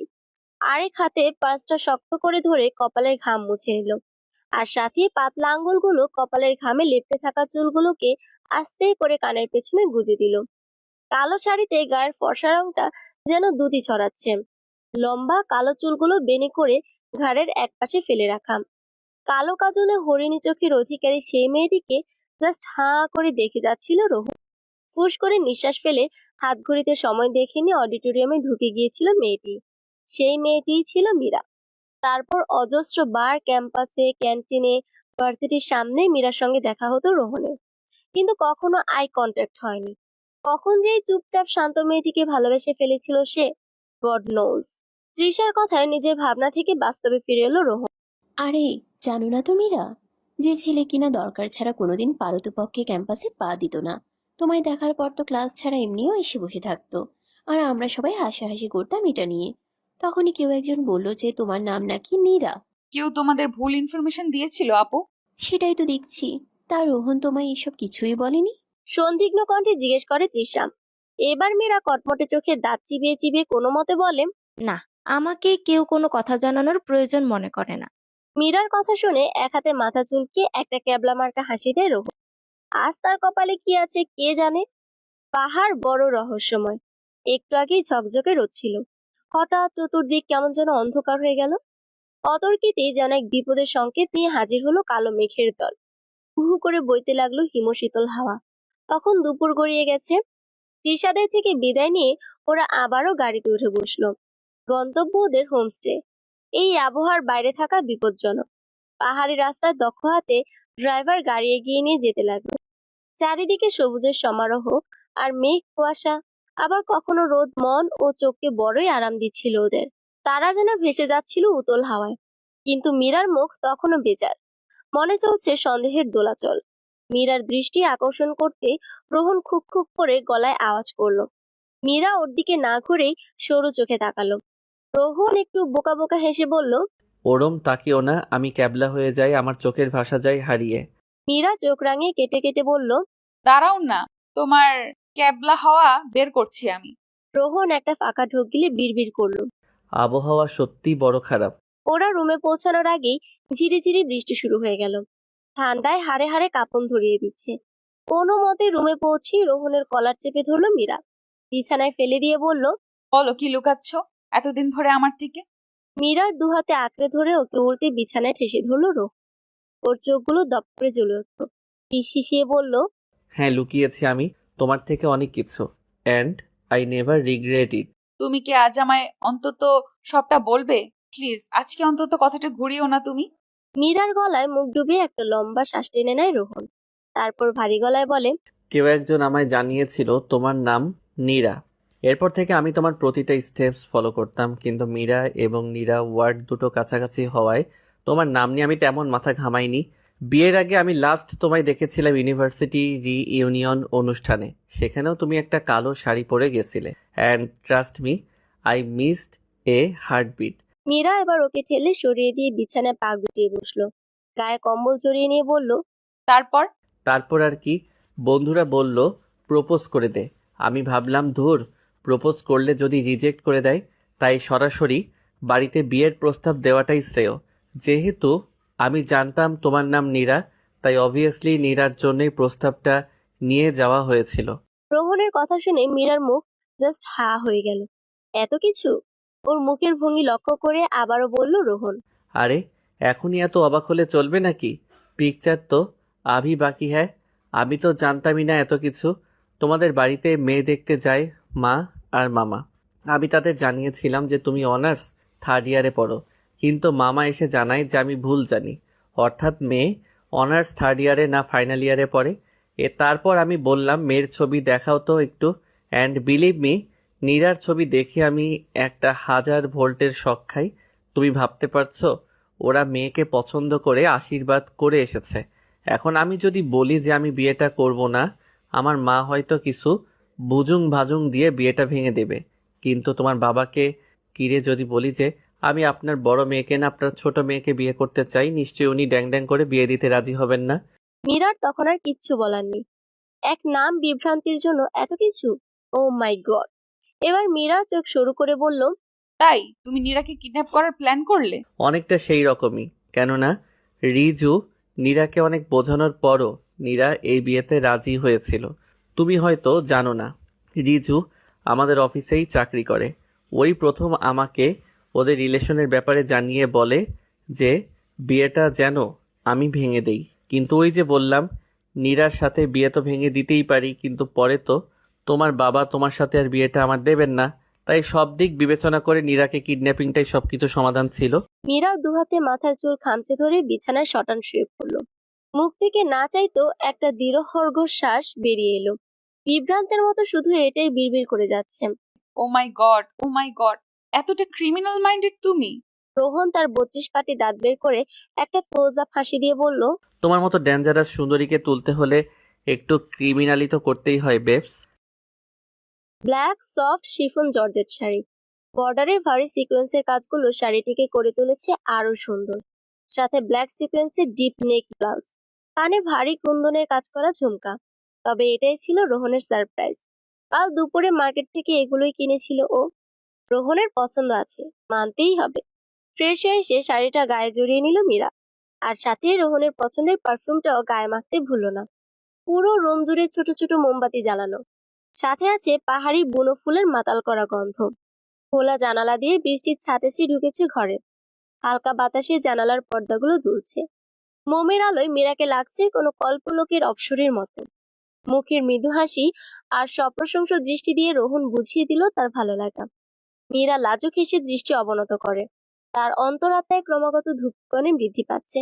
রোহনের ওই অন্তর্ভেদী দৃষ্টি যেন শুষে নিচ্ছে তার ভেতরটুকু অব্দি। রোহন মৃদু হেসে এক হাতে মীরার কোমর পেঁচিয়ে ধরল, তারপর হেঁটে চলে এলো জানালার কাছে। বৃষ্টির বেগ তখন কমে এসেছে। বাইরে থেকে আসা মৃদু বাতাসে কেঁপে কেঁপে উঠছে ওরা দুজনে। রোহন হালকা হাতে মীরার পিঠের উপর ছড়িয়ে থাকা কালো সর্পিল চুলগুলোকে ঘাড়ের একপাশে এনে রাখলো। তারপর ঠোঁট ছোঁয়ালো ওর উন্মুক্ত পিঠে। বৃষ্টি ভেজে বুনো হাওয়াটা প্রাণ ভরে টেনে নিয়ে বলল মীরা, ব্যাপারটা কি? লাস্ট নাইট অফ হানিমুন বলে কথা, ইট শুড বি স্পেশাল। হালকা হাসির দমকে একটু সরে গেল মীরা। ওর দিকে এগিয়ে এসে একটু ঘনিষ্ঠ হলো রোহন। তারপর কানের কাছে ফিসফিসিয়ে বলল, আই অ্যাম অল ইয়োর্স। তোমার তো ভয় পাওয়ার কোনো কারণ নেই। এটা তো তোমার সংসার সেই শুরু থেকেই। এটা হলো আমার মীরার সংসার। বাই দ্য ওয়ে, তুমি কবে আমায় এত ভালোবাসলে? রোহনের মুখে মিটিমিটি হাসি। মীরা কোনো উত্তর না দিয়ে মুখ লুকালো তার বলিষ্ঠ বুকে। থাকুক না কিছু অজানা, অন্তরালে ভালোবাসাটা থাক। সমাপ্ত।